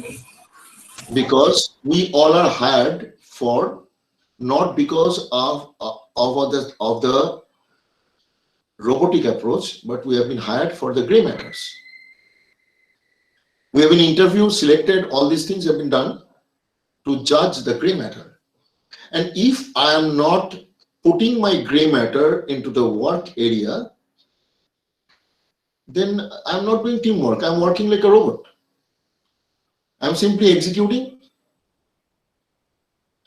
Therefore, not only the teamwork is important, you have to have a teamwork, but also you have to think beyond the domain. For example, in an organization, you are working in production, the person should mingle with people in the development laboratory and try to understand what is happening there. Maybe when there is a cross-functional team formation for a particular project, he teams up with somebody in the laboratory and somebody in HR and make a composite team. We all do this, even in your institute, when there is a NAC audit, obviously a team is formed, taking people from various departments. Am I not correct? Yes, sir. Yes. So teaming beyond the domain, when you go to a situation like teaming beyond the domain, if somebody has got a little less compatibility, that compatibility is challenged. It's better to challenge, because unless you put an absolutely rough surface on a sandpaper, it will not become smooth. Let there be undulation when like a new person comes. Let it rub through the process and become smooth. Okay, you may say the material is not something for sanding.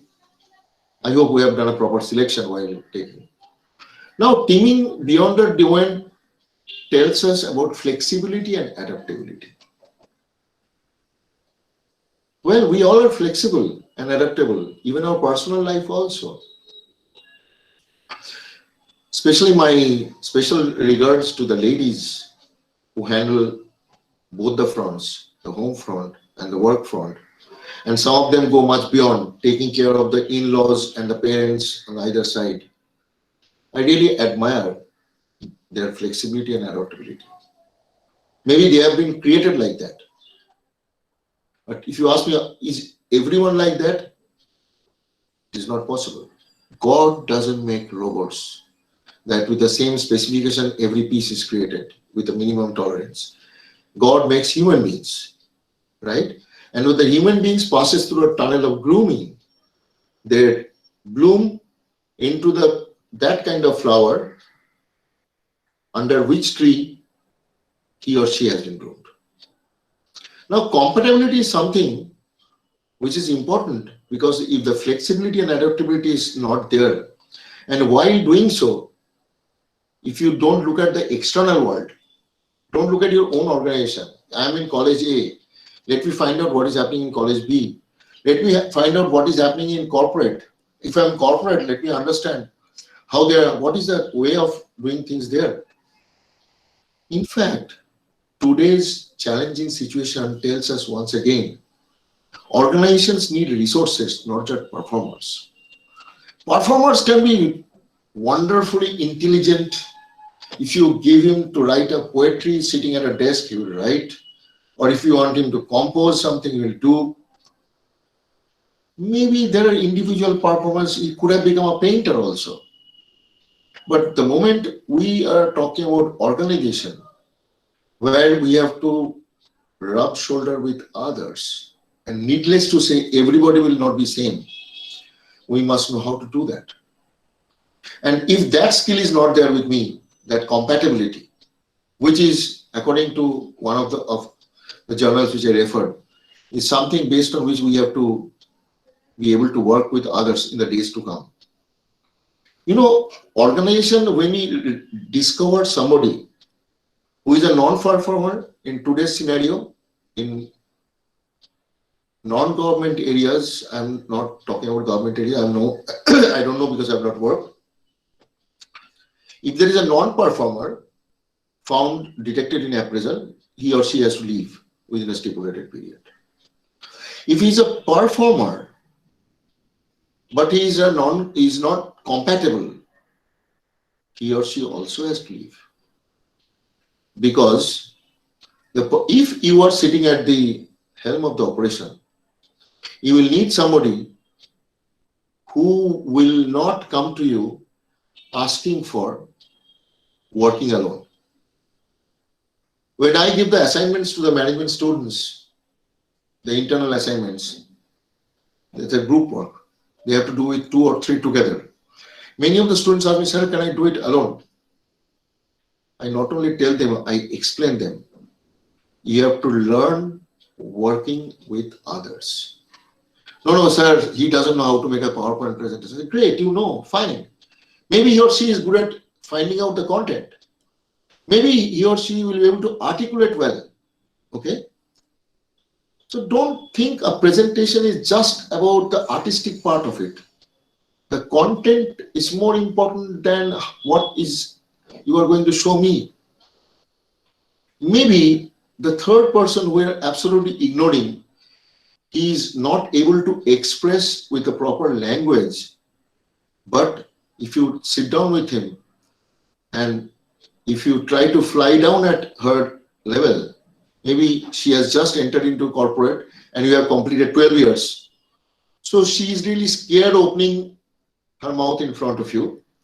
Maybe you'll find she will give you a lot of insight because you are 12 years into corporates. You do not know what is happening today with the new entrants.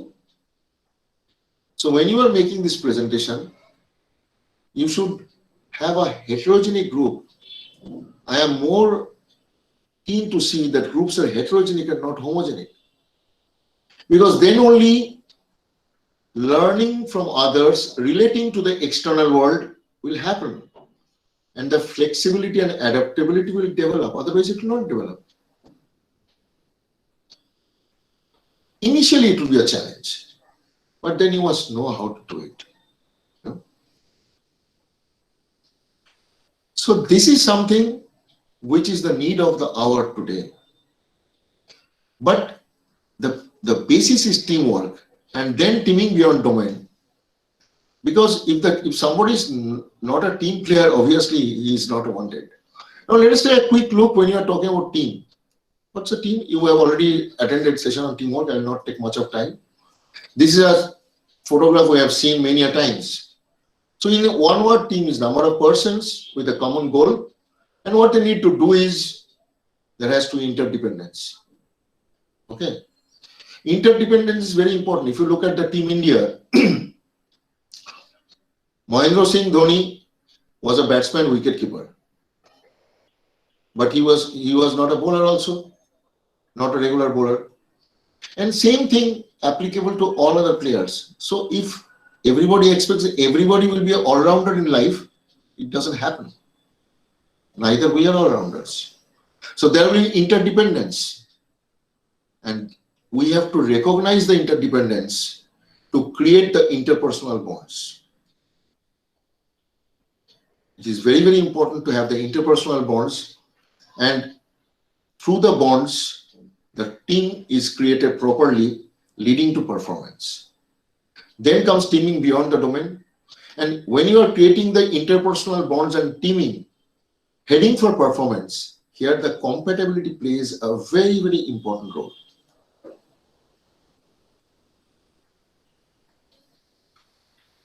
If there is no teamwork, there is no communication. If there is a teamwork, it will open the line of communication, cooperation, and so many things. Listening and speaking with one mind. Do you appreciate that within the team, it is important to spell out from your mind? Yes or no?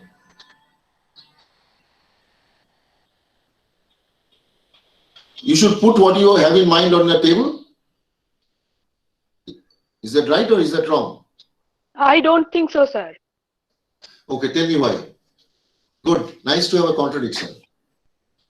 Because sometimes there are things which I might not accept emotionally, but because of the group, I need to understand their viewpoints also, and according to the group's decision, I need to work. Excellent. That's what compatibility is. I am talking with respect to the goals. With respect to the goal and number of person, we must speak out our mind. Which means how the goal can be achieved more efficiently. I have to put my mind there. Okay? And if I do not contribute to the group activity, there can be a disaster. And then that disaster, I will have to be a party. Let us look at something similar. Now see, we are talking about team at work. This is skydiving. Teamwork is of paramount importance. Even when the number of members in the team is more, still it is a teamwork. You see how they're holding the hands. And it is coincidence, but in the word teamwork, there is no I. The letter I is missing in teamwork. So teamwork can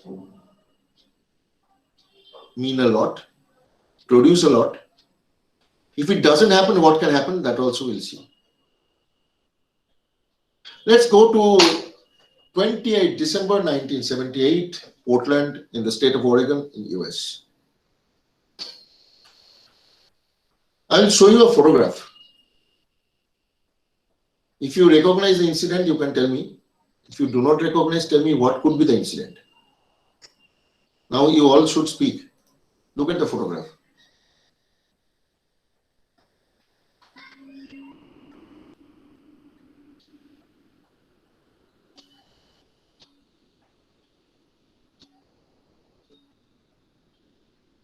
Please, what has happened?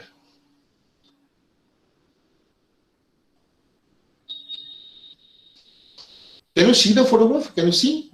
দেখতে পাচ্ছেন আপনারা? হ্যাঁ দেখা যাচ্ছে What has happened? Any idea?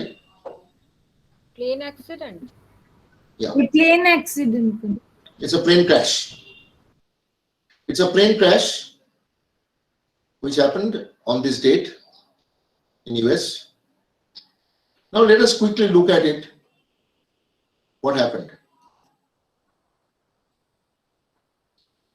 Now this aircraft has a problem with the landing gear. Melbourne was the captain who was working for quite some time on this landing gear, but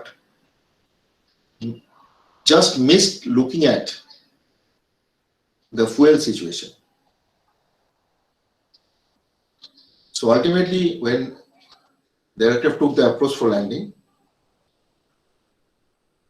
the result is in front of you. Now, what could have been done, or what happened there?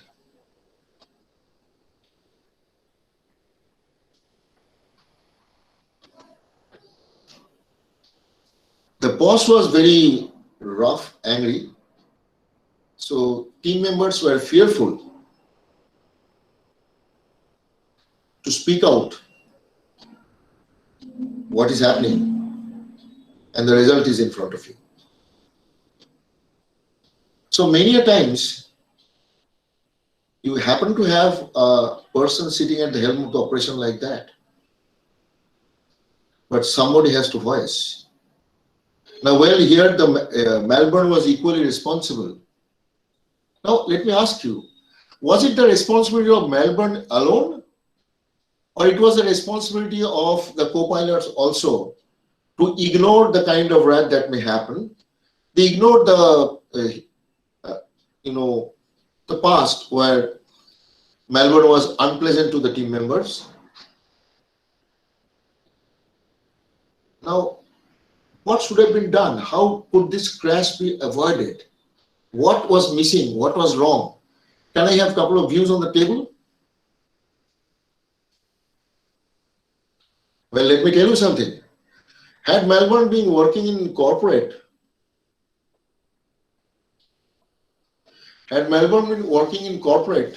nobody would have known what damage he is creating every day, because such things happen in many organizations.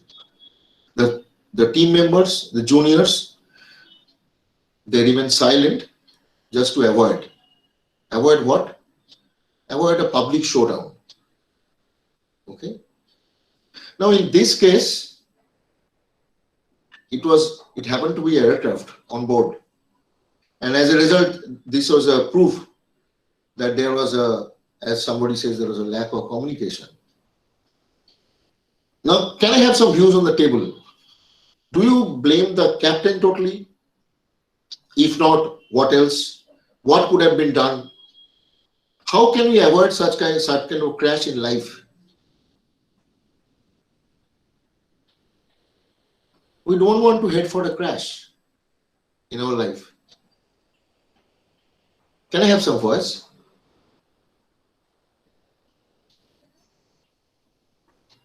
Please. Do you blame the captain alone? Is it the captain only at fault? No, it's not possible that the captain only should be blamed alone. Right.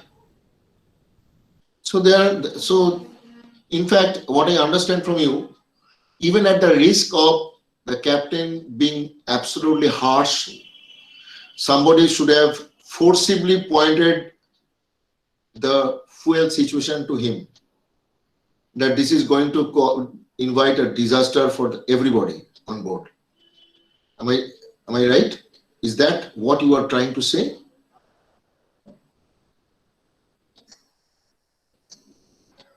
Yes. Right. Now, exactly so. So the team member maintaining compatibility is fine, but we must know how far to go, where to stop, and where not to go. Even if the captain decides, and I see there is a disaster in front of all of us, the team members must think of the team in totality. That is most important.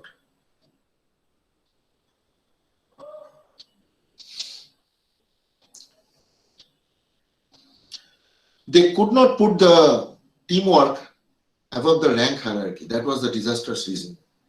So we should also understand, in the work area, in the institute, in the corporate, there will be hierarchy. Hierarchy will continue to be there. There will be Melbournes, but that doesn't mean we have to burn ourselves. I repeat, there were Melbournes, there are Melbourne, but that doesn't mean we have to burn ourselves. At some point of time, we have the role or responsibility to be a proper team member. We must draw attention to the right metrics. Right? Now, question is, look at this. What is this? What do you see in front of you? What do you see in front of you?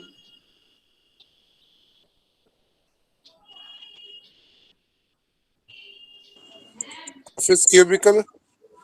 Yeah, it's an office. It's an organization, right? Okay. Yes. Mm. Okay. You can see Mr. Sharma coming forward. Let us mask his face. Okay. Mr. Sharma is here. Now you can make out, or even if you don't make out, let me tell you, he's the boss. He's the boss, right? He is responsible for the operation. Of course, he also has his own boss. So he's a member of this team, right? And he's a lead of this team, and he's a member of a bigger team, and so on so in his work area. Put yourself in his place, okay, and tell me in how many teams he is working. This is just a fun. You can answer and then you will see the fun. What are the teams in which he is working? Please tell me. This is the only team, or there are other teams? Put yourself in his shoes and tell me. What are the teams, or how many teams he is working? Any input?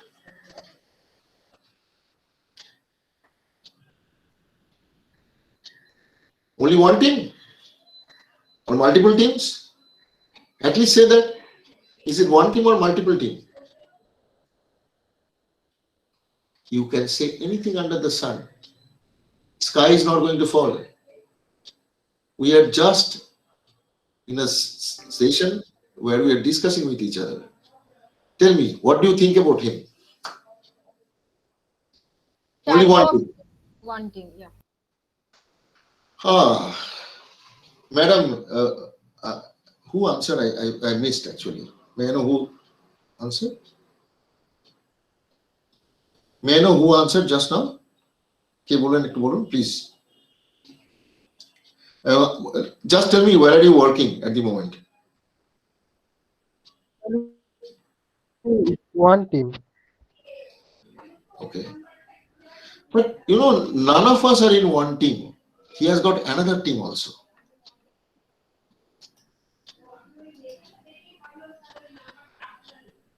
Is it clear? Is that clear? Yes, sir. Yes, sir. So we all are part of at least two teams. Right? Unfortunately, in most of the situation, we talk about the team that is our institute, our college, or university, organization, but we tend to ignore the other team, which is equally important, where compatibility is of paramount importance. Now, let me tell you something. You can see in the office, there are a lot of glass walls. Can you see glass walls? Can you see the glass walls here? Yes. Yes, sir. Yes, sir. Yeah. But let me tell you, at home front also, I have seen a lot of cases where there are glass walls between every individual present here. There is a glass wall between the father and the son, quite common. Mother and the daughter, or maybe the husband and wife. Now, what is this glass wall about?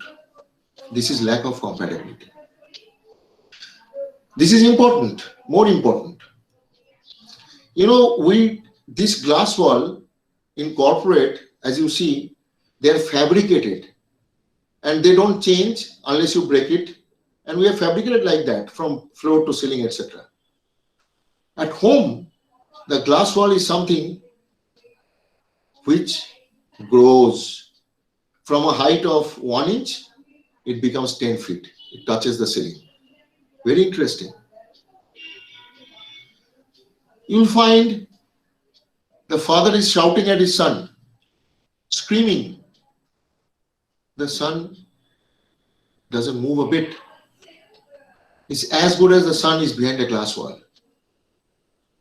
The father says, He doesn't listen to me. Kotha kanei nahi na.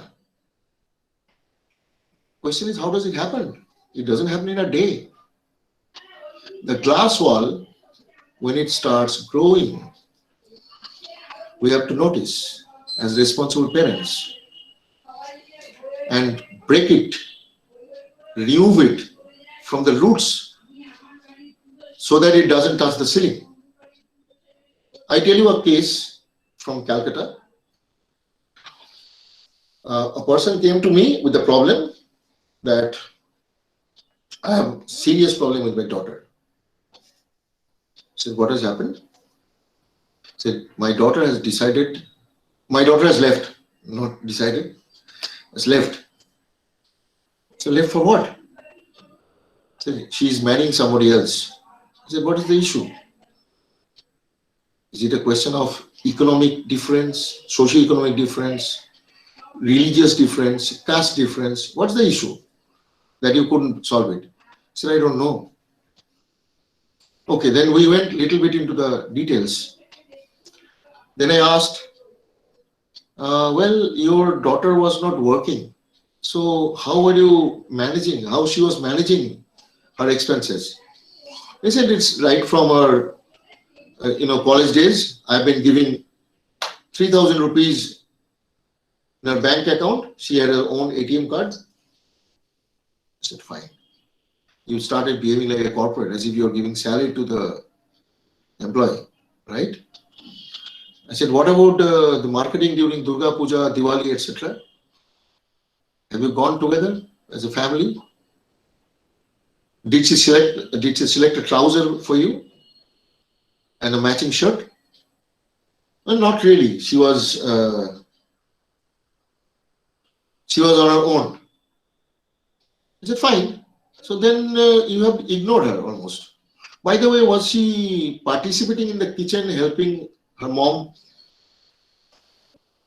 I said, never. I said, my God, who was to open the door when she was coming in? And he said she was having a duplicate key. I said, look, you have treated her like a paying guest or a non-paying guest, and you have allowed the glass wall to reach the ceiling. And obviously now what she wants to say, whether she has said or not, has not reached your ears. What you have said or her mom has said has not reached her ears. So she has been brought up as an independent citizen in the society with no compatibility with your family. She has never participated in pujas at home, at the kitchen.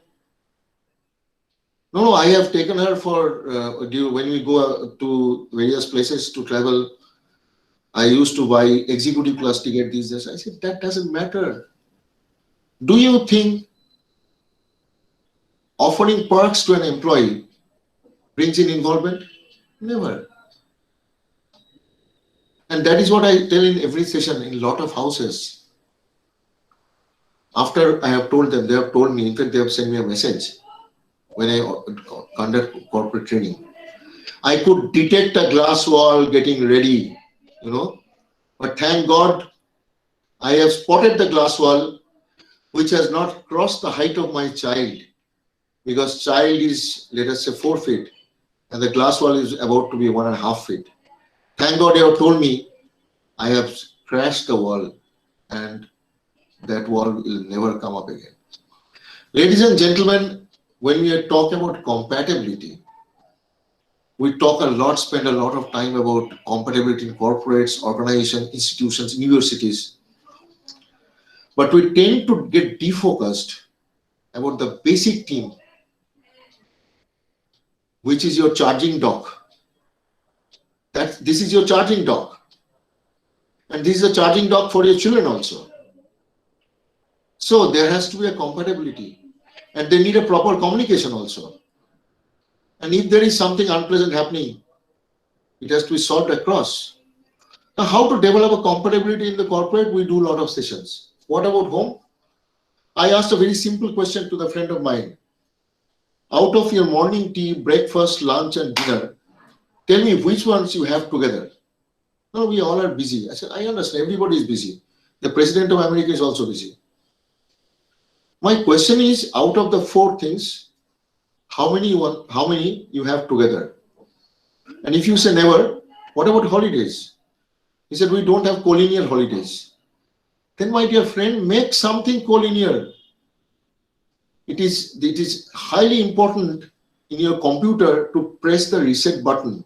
You switch off all apps, switch down the power, and then restart. So this compatibility has to be developed working with others from where we started. Is not only important in corporate, it is highly important at your charging dock. That's your home sweet home. Anybody wants to add anything?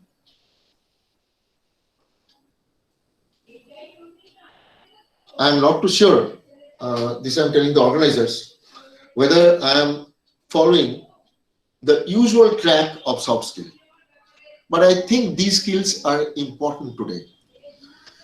Having long sessions on, yes, having long sessions about compatibility in corporate and institutes. And I have seen proponents, they conduct sessions in corporate, but when they go home, they simply get into a glass cocoon. They can see each other, but they don't interact. Food is served on the table. Everybody has got their own way of entertainment. As such, our today's life has changed. We all have some screen in front of us. Okay? It is not a very unusual sign to see that when you go to somebody's house, okay, now it's pandemic, you'll find the father is busy with his laptop, mom is busy with the tab, boys and girls are also on the screen. Early days, there was one source of entertainment, initially radio. So the family culture used to get tuned with that. Then came gramophone. But from the point when Walkman started coming in, we became individuals. Even mobile phone made us more individuals. And therefore today, it is the responsibility of every family member, whether it is corporate family or our own family, to ensure that we take additional care to be compatible with each other. Okay.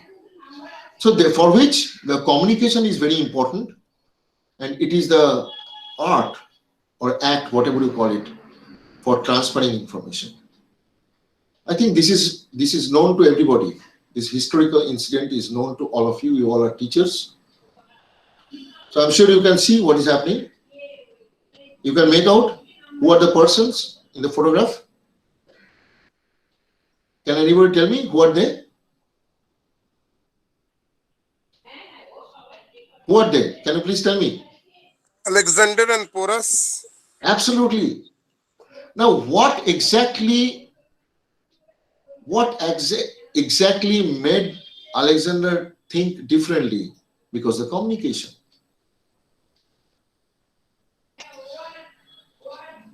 So with communication, we can do wonders. And today's communication is most like this. I'm not going to spend on other kind of communication, but today we are more into email, video conference, file share, and collaborative creation. Collaborative creation is something which the internet has allowed us. You and me can work on the same document together, and 5 others also. And we share files. And today, as I talked about online classes, it is nothing but blended learning. Initially, we used to look down towards the distance classes, but now every university all across the world, they are working with blended learning. Laboratory work is at the laboratory, otherwise it is online, and so on and so forth. So this is something which is happening today. So if we are still away from accepting it, then we have to accept it. I will tell a little bit on the email part, because soft skill is important when you are communicating face to face. But today, mostly you are speaking or you are communicating over email. And when I communicate with email, I get a lot of mails. I feel they could have done a better, because at least when somebody is sitting in front of you, her facial expression, his appearance, his dress code passes a lot of information to you, and you tend to decide about that person or tend to become an admirer. But in case of email, it is only a proper email can create a good impression. So I will just go through the points which should be there in an email. Many of you know, but I'm sure a lot of us don't follow this many a times. Very simple thing. I get a lot of mails which straight away goes into the text without saying dear or Mr. or something. But let me tell you, if you go through any manual of communication, they will tell you that salutation is important. You can write whatever it is, but this is important. Now look, you compare it. When you start talking with somebody, even if you go to a doctor or something, you have to say either namaste or hello and then start. We just don't jump onto the subject. So salutation is important, and there's come introduction, and in the message, it is very important, let it not be an SMS style. I many times get something from various sources, just a mail, nothing written anywhere, and there is an attachment, and it writes PFA. Initially, I didn't know what is PFA. Though I've been using email from the early days, much before Google was created. Then I asked somebody, what is this PFA? He said, please find attached. Now, we all know as teachers, if we use abbreviation, we must know how to explain the abbreviation. Maybe I didn't know, that's fine. For heaven's sake, let us not use sentence with all caps. All caps in a mail means we are shouting. It should be simple sentence case. Bold should be avoided in a text. Okay, if you are giving a document number, maybe you are drawing somebody's attention, or banker, on your account number or cast ID, that is fine. Otherwise, reply immediately with bold, it's not needed. And this is nothing else. This is keep it short and simple. We have to keep it short and simple, and not to lose the closing remark, and not to lose the signature. Signature, we don't have to do anything. We have to simply go to the Google or Yahoo or Outlook, wherever it is, and we put down our name, designation, etc. It will come automatically in every mail. But we still don't do that. And it becomes very difficult for me at times to find out where from it is coming. In fact, I get mails from somebody, then when I told him, was it your mail? He said, yeah, I'm very sorry, I took, in fact, it went from my daughter's mail ID. Oh my God. And the last is very important. When there is something addressed to the group, let us reply to the originator, and let us not use reply to all. Because reply to all is not important. Suppose there is an invitation for a meeting, okay? We simply go to reply to all and say, okay, I'll be there. Everybody gets it. One way is organizing the meeting. He has already given mail to everybody. So everyone doesn't want to know or need not know whether I am attending. The organizer wants to know. So if I push reply to all, I inform the world, not required. I simply get into everybody's mailbox without any rhyme or reason. Now, I think we should avoid this. Reply to all is a very common disease which should be avoided unless it is required. Unless it is required means you are a team member, boss has called a meeting, perhaps he has missed that on that day there is one more event. Of course, you should reply to all and draw attention that there is already a prefixed event on that day. So, should we reschedule this meeting or that meeting? That is something for all. But yes, I'll be there is not for all. Now in communication, pardon me, I am not talking about the standard communication or body language. I am focusing straight into the electronic communication. because I feel this is something which we are doing more these days and we will continue to do, and many of us, we can do it much better.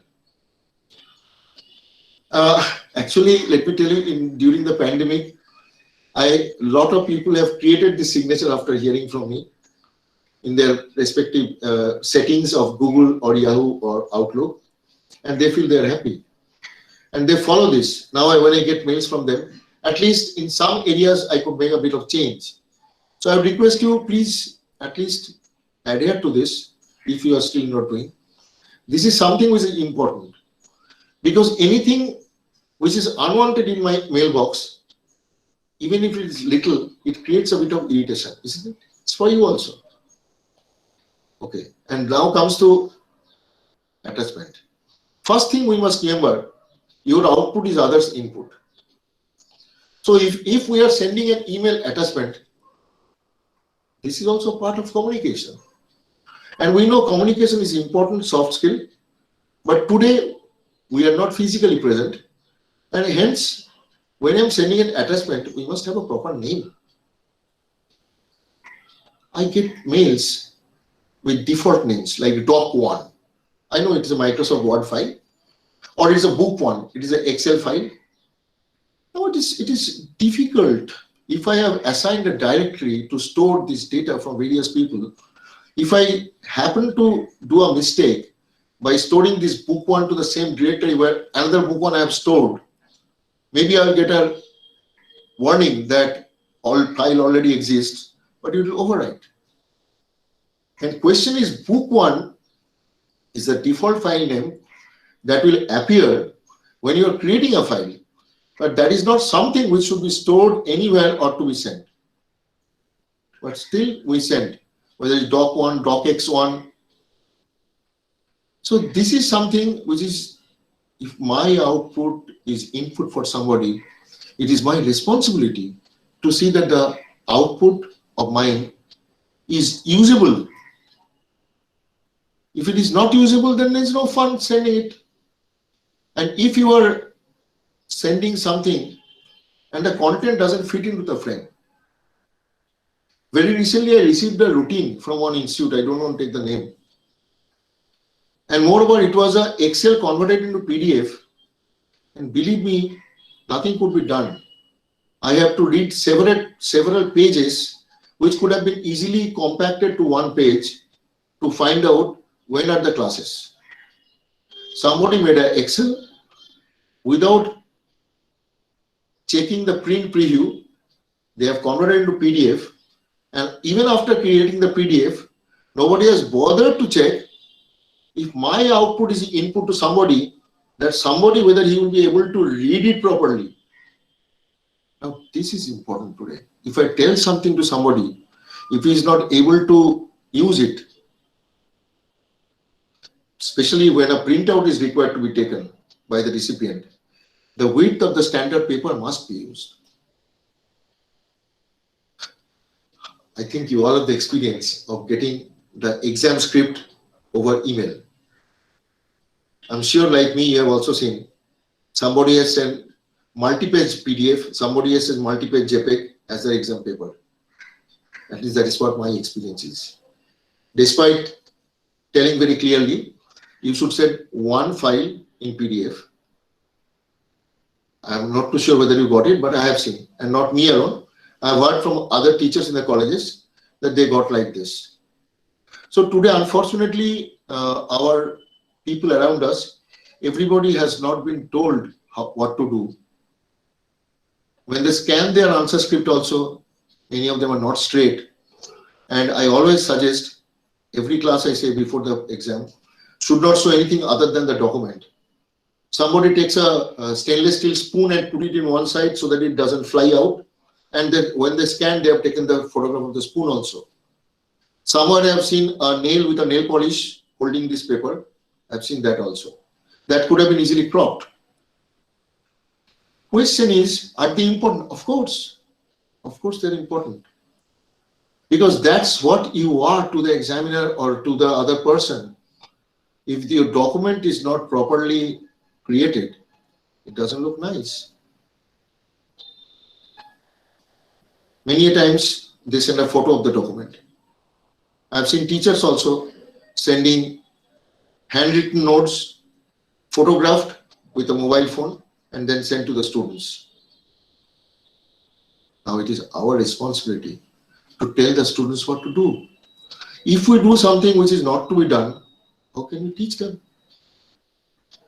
This is a very, very important element of communication.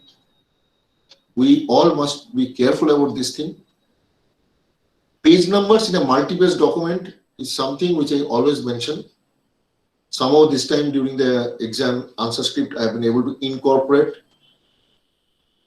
officially. Otherwise, I told them, if you send a document, if you scan and send 7 pages out of 10 pages, the 3 pages, whatever effort you have given will go waste. Now, in today's context, I am focusing mainly on electronic communication and attachment and etc. because I feel this is an area which must be addressed by all. Then only we all give quality input. This is something I suggest for everybody. If we are into the teaching, if you are into the blended learning or teaching mode, you should take a broadband connectivity and preferably use a desktop or laptop. Mobile phone is not the device for them. Neither hotspot can give you that kind of connectivity. Because this is something which has happened. Now, for example, we cannot go out without a mask today. We cannot come back and without washing our hands, touch things. Similarly, when you attend classes or meetings, we must do this, and preferably camera should be on unless there is a difficulty. And last but not the least, everybody should refrain from carrying out parallel activity. I have noticed in a lot of classes, people tend to do, sir, I got a call, or sometimes I hear them talking because he or she forgot to put it in mute and talking to somebody on the other phone. And not only talking something very private, something very informal. And due to that mistake, that is being vented to the whole class. Okay. So better to avoid parallel activity, because this is also a soft skill today. If we are into a blended learning mode, we must know how to make use of the mode.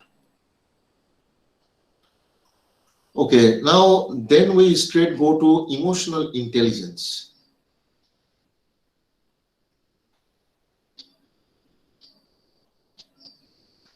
Well, we are all emotional to some extent, and we are all intelligent, but not that anyone who is emotional and intelligent is emotionally intelligent. So emotional intelligence is basically a capacity for recognizing that what is happening with others when I say something, or how do I control my own emotion. It is a concept by Daniel Goleman. And this is important. How? Let me take you through this. There are 4 components. One is understand own moods. That is the first and foremost thing. If we feel that we are not in the right mood, then better not to get into communication till you get yourself back, because it can create disaster, which I will tell in the following slides also. And well, in your workplace, you find you are not in the right mood or emotion, then better to control it. And in that situation, better not to communicate, because that can be a disaster. And then comes out other. We have to be careful about others' emotions and never to consider if somebody has become emotional, that is, this guy is too emotional. Man is born with emotion.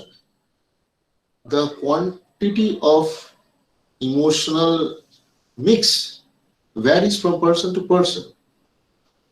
The way the emotion comes out varies from person to person. If we find there is a team member who frequently becomes emotional, then he or she has to handle differently. But it's not that because he or she has become emotional, I will also become counter emotional because I have to understand and take control of the situation. Now, if I am not aware, okay, when he is becoming emotional, I am also equally become emotional, then let us go to point number 2, is a time for self-management. Self-management, if it fails, it can be a disaster. Somebody's emotion is disturbing you, live with it for the time being. Handle it later. But you cannot say, no, you cannot do like this or something. At that stage, his conscious mind is out of gear. So it will not work. So better you take care of yourself and take care of him or her if he is a team member. How will come? So basically 4 things. Understanding own moods. I must know when I am about to blow my top. If that is the situation, I suggest, most of the men I suggest, then if you feel that you are about to become too angry, there's a high time you should go for a cup of coffee or cigarette or a quick walk in different floor. If you have received a mail and someone has written something which has triggered your anger, for heaven's sake, do not write a reply right at that moment. Close the mail. In 90% cases of reply to such mails can multiply the disaster. Do not reply. Even if the request you or ask for a prompt reply, a mail can be replied within 1 hour. So take time and reply. Or otherwise, if you still reply, then you should say, received your mail and noted the contents. Will revert with the details within such and such time or date. Do not try to counteract with somebody when you know he or she is writing something which you don't deserve, or it is absolutely wrong, trying to put some blame wrongly. He or she needs some training on communication. Right? Now, let us try to relate the two, soft skill and emotional intelligence. This is high time. As you have seen, it is a learned ability to identify human emotions. But question is, it is the basis of soft skill. Because if the basis is not there, your soft skill will go haywire. Maybe your communication is very good, but your emotional intelligence is not there. Obviously, despite knowing how to communicate well, if you fail to control your emotion, you will communicate in such a way which is not you. Sometimes you must have told somebody, अरे कैसे तुम बात किया? वो तो तुम नहीं था, दूसरा कोई बात करता लगा. Which means at that point of time, he was not emotionally intelligent. It's a good speaker, excellent soft skill, but at that point of time, that module which runs the control failed, which means that he or she needs to develop some emotional intelligence skill. If that is not the base, then the soft skill will be floating in thin air and will not deliver result despite of rigorous training. And that is why I said, if you get a mail which is throwing something to you, if you are emotionally intelligent, take control of your emotion first. Take it, go back, reply later. And somebody told me, why do you bend or go back at times when somebody has written such a strong aggression? I said, look, have you seen boxing? No, I haven't seen boxing. Sometimes a boxer has to bend and then puts a blow. So bending doesn't mean that you have become small. It is saying you have taken a stance. So let him, and even when somebody is shouting unnecessarily, better not to interrupt there. Question is, if emotional intelligence is strong, the soft skill can be best used. And that changes our attitude. Things like self-esteem, interpersonal awareness, and empathy and self-management will help us to project a better attitude. Because, as I told you, emotionally upset people cannot neither remember, cannot attend to things, and take decision with prudence. And this is Goldman's comment, stress makes people stupid. It makes people stupid because a man doesn't perform with his skill and abilities always. There are a lot of modules that shut down. Even in your computer, if the heat management is not proper, it will shut down. So, this kind of competencies like self-esteem, interpersonal awareness, empathy, I think I should touch a bit on empathy. It is not sympathy. In the work area, people don't look for our sympathy. It is empathy. If somebody is disturbed because of something, maybe whatever has happened, your team member comes to the office but are not in the right mood because his child has not performed well in the exam. Now, this is not a problem for your organization, but it's a problem for your team member. But question is, you cannot turn a dry face towards him and say, sorry, this is your problem. Go and ask your son to prepare properly. No, that cannot be done. One needs to understand how it pains the mother who has tried her best to handle both the ends, the kitchen, the education of the children, the corporate, and the parents, in-laws, everything. And then, okay, out of four strings, she is continuously pulling to balance. One has not worked out. It's a pain. So what needs is basically some kind of empathy, some expression that I feel you're suffering. Now, I acknowledge your suffering is pity. It's not needed. But if you really consider him or her as a team member, and now I'm not talking about the team member in corporate team or work area. I'm talking about the total team. You're both the teams, home front. Because sometimes you have to go one step ahead and think how to relieve the suffering. And you know, when you do this, that means you are emotionally intelligent. You recognize that person's problem. You also recognize how he or she is different today. And if you know that, you must be also understanding that this is not his or her real self. He or she is definitely going to turn around. Okay? And then let us work together to relieve the suffering. Then you are a real team member. Otherwise not. Team member means bonding. If the bonding is there, then you will feel the suffering. Because bond is a pipe. Every bond is a pipe. You think of the person whom you love most. That is the pipe through which the sufferings come to you, they flow down to you. And even if the pipe is not there, it travels in the air.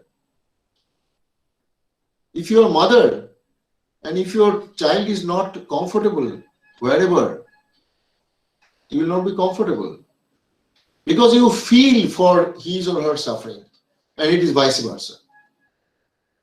Okay, maybe that level of feeling cannot be there in the work area, but everything cannot be measured to some extent in some situation. You have to put a hand on your team member's shoulder to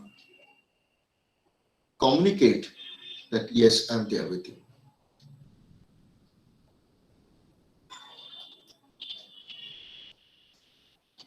This is why we are coming to the end almost. This is by a famous management consultant, psychologist. He calls it artful critic. When somebody is not in the right way of performing, which happens, in our work, in our life, in our home. And if you have to criticize, we should be specific as per Harry Levinson. We should be able to offer a solution, because just criticizing without a solution means nothing. Please try to think back when somebody criticized you without offering a solution. And then have a face-to-face in private session. If it is not a face-to-face in private, it can become different. Because this is what empathy is. You don't want to discuss things in public, even for your child also. If you are tempting to slap your child in front of his friend, don't do it. He or she will not be able to retaliate, but that doesn't mean he or she is accepting. Any criticism, today's children are much more sensitive and sitting on a different spot on the time scale than where you and me were there. Okay? And even the team members in the institutes, colleges, corporates, they're like that. So they deserve a face-to-face in private session if you want to be a critic. If you really want to be a critic, please do that. And what happens, people with less empathy, they give a heartful way of mouthful. As a result, what happens? It becomes destructive instead of corrective. It plants the seed of that glass wall in the family. I repeat, it plants the seed of the glass wall in the family and creates an emotional backlash, bitterness, distance. I told you, it plants the seed. So what is important is just IQ is not enough. We need EQ also. Because IQ helps us to the door of the job. But if you are not emotionally intelligent, it is very difficult to succeed in today's job. IQ will measure the understanding. But what about the emotion? To what extent? Now, see, you cannot say, I will switch off my emotion and go to office. Not possible. You can't switch off, but you should be able to control. That needs a practice. When you are intelligent, you try to convince others with the fact, data, etc. But when you are emotionally intelligent, having a good EQ, you can really give good reasons. Reasons cannot be always data. It can be logic. It can be historical situation. And I always say in today's corporate and as also in today's home front, we need to be heart smart than book smart. It is difficult to achieve. I'm not telling that you have to be such a big sthitopragya that you are not moved by anything. Obviously, storms will be there, but let us not surrender to the storm. Because anyway, we have to sail. We continue to sail. And if we have to continue to sail, we have to be emotionally intelligent. Any questions so far on EQ and IQ? Any question? We are coming to towards the end of the session. Okay, so we are talking about a lot of skills, but every skill is not, you cannot become an expert, master of all skill on day one. No one can. No one. Whether he is a Boeing pilot or even somebody who is playing a game, no one. So there are different levels of skill acquisition. Question is, when you are expert, you can perform smoothly. Think back, there are some area of your skill where you can really perform smoothly, effortlessly, subconsciously.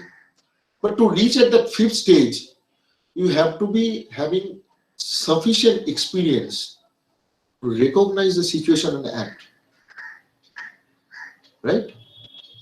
And to go to the fourth level, one needs a holistic understanding, right? Which comes only after the certain level of learning, which is called advanced learning, where you can really modify some rules according to the context. So what all I have told you till now, there can be rules, but as you become advanced learner and then competent performer, then you can tweak the rules, play around with the rules, and then slowly you become an expert. Then subconsciously you change gear, change stance, and this is not only for EQ, this is for any skill. Whether it is communication, whether it is email, whether it is time management, wherever it is, wherever we are, there is a journey from novice to expert.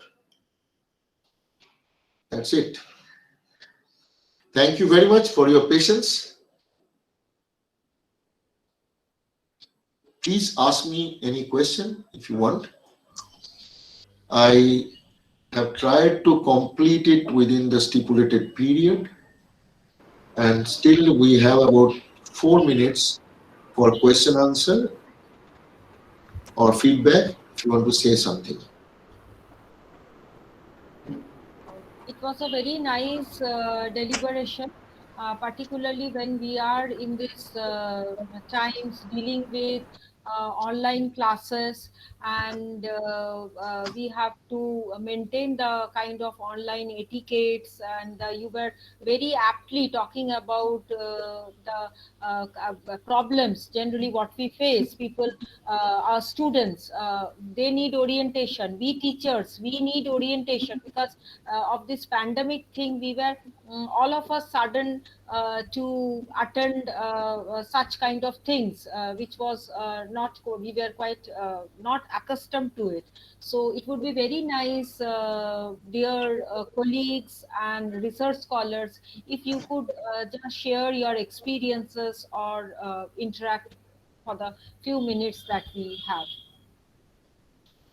Actually, Purvan sir, we communicate through mails, but we don't receive that it has been received by the person we are sending the mails, and it becomes a very difficult one.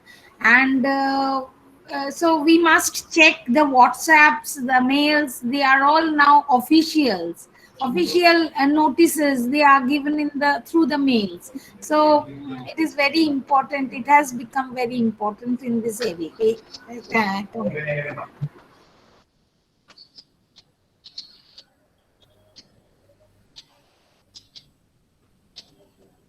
Anything else anyone wants to say?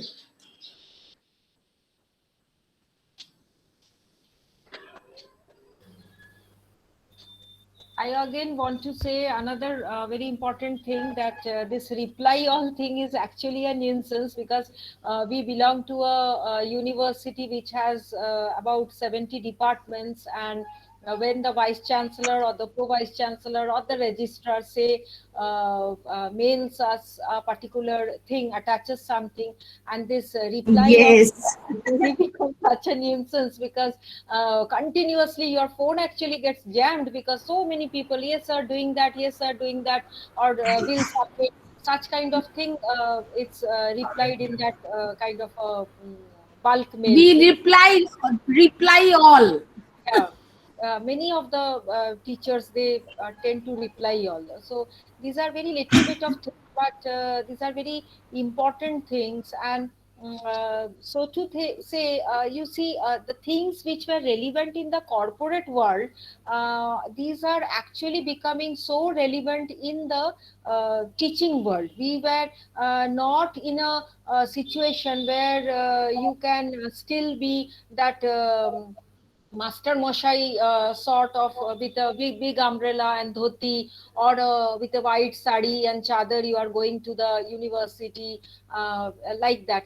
The teaching is changing, the society is changing, and so the teachers of the modern world, they should have these essential soft skill. I would have been so happy if I would have got some of the participants feedback. It's so frustrating when you choose such people from such diverse background, and there are no interactive sessions. So it's actually, we have to look into, we have to develop our own soft skill too, so that in future we have participants who could interact and enjoy such sessions. So thank you very much, sir, for being with us and relating the just to the core problems that we actually face day to day. And soft skill is absolutely not about theory. Soft skill, what I understand, is a everyday thing. The way in which we conduct ourselves, be it a teacher, be it that we are research scholar, be it that we are students, be it that we are in the corporate world, be it we are a family person, but it is the basic soft skill which as adds value to our character, adds value to our very being. So thank you once again, sir, for being with us, and we hope to hear to you when the situation normalizes. I hope that you would keep in touch with us, and we would interact for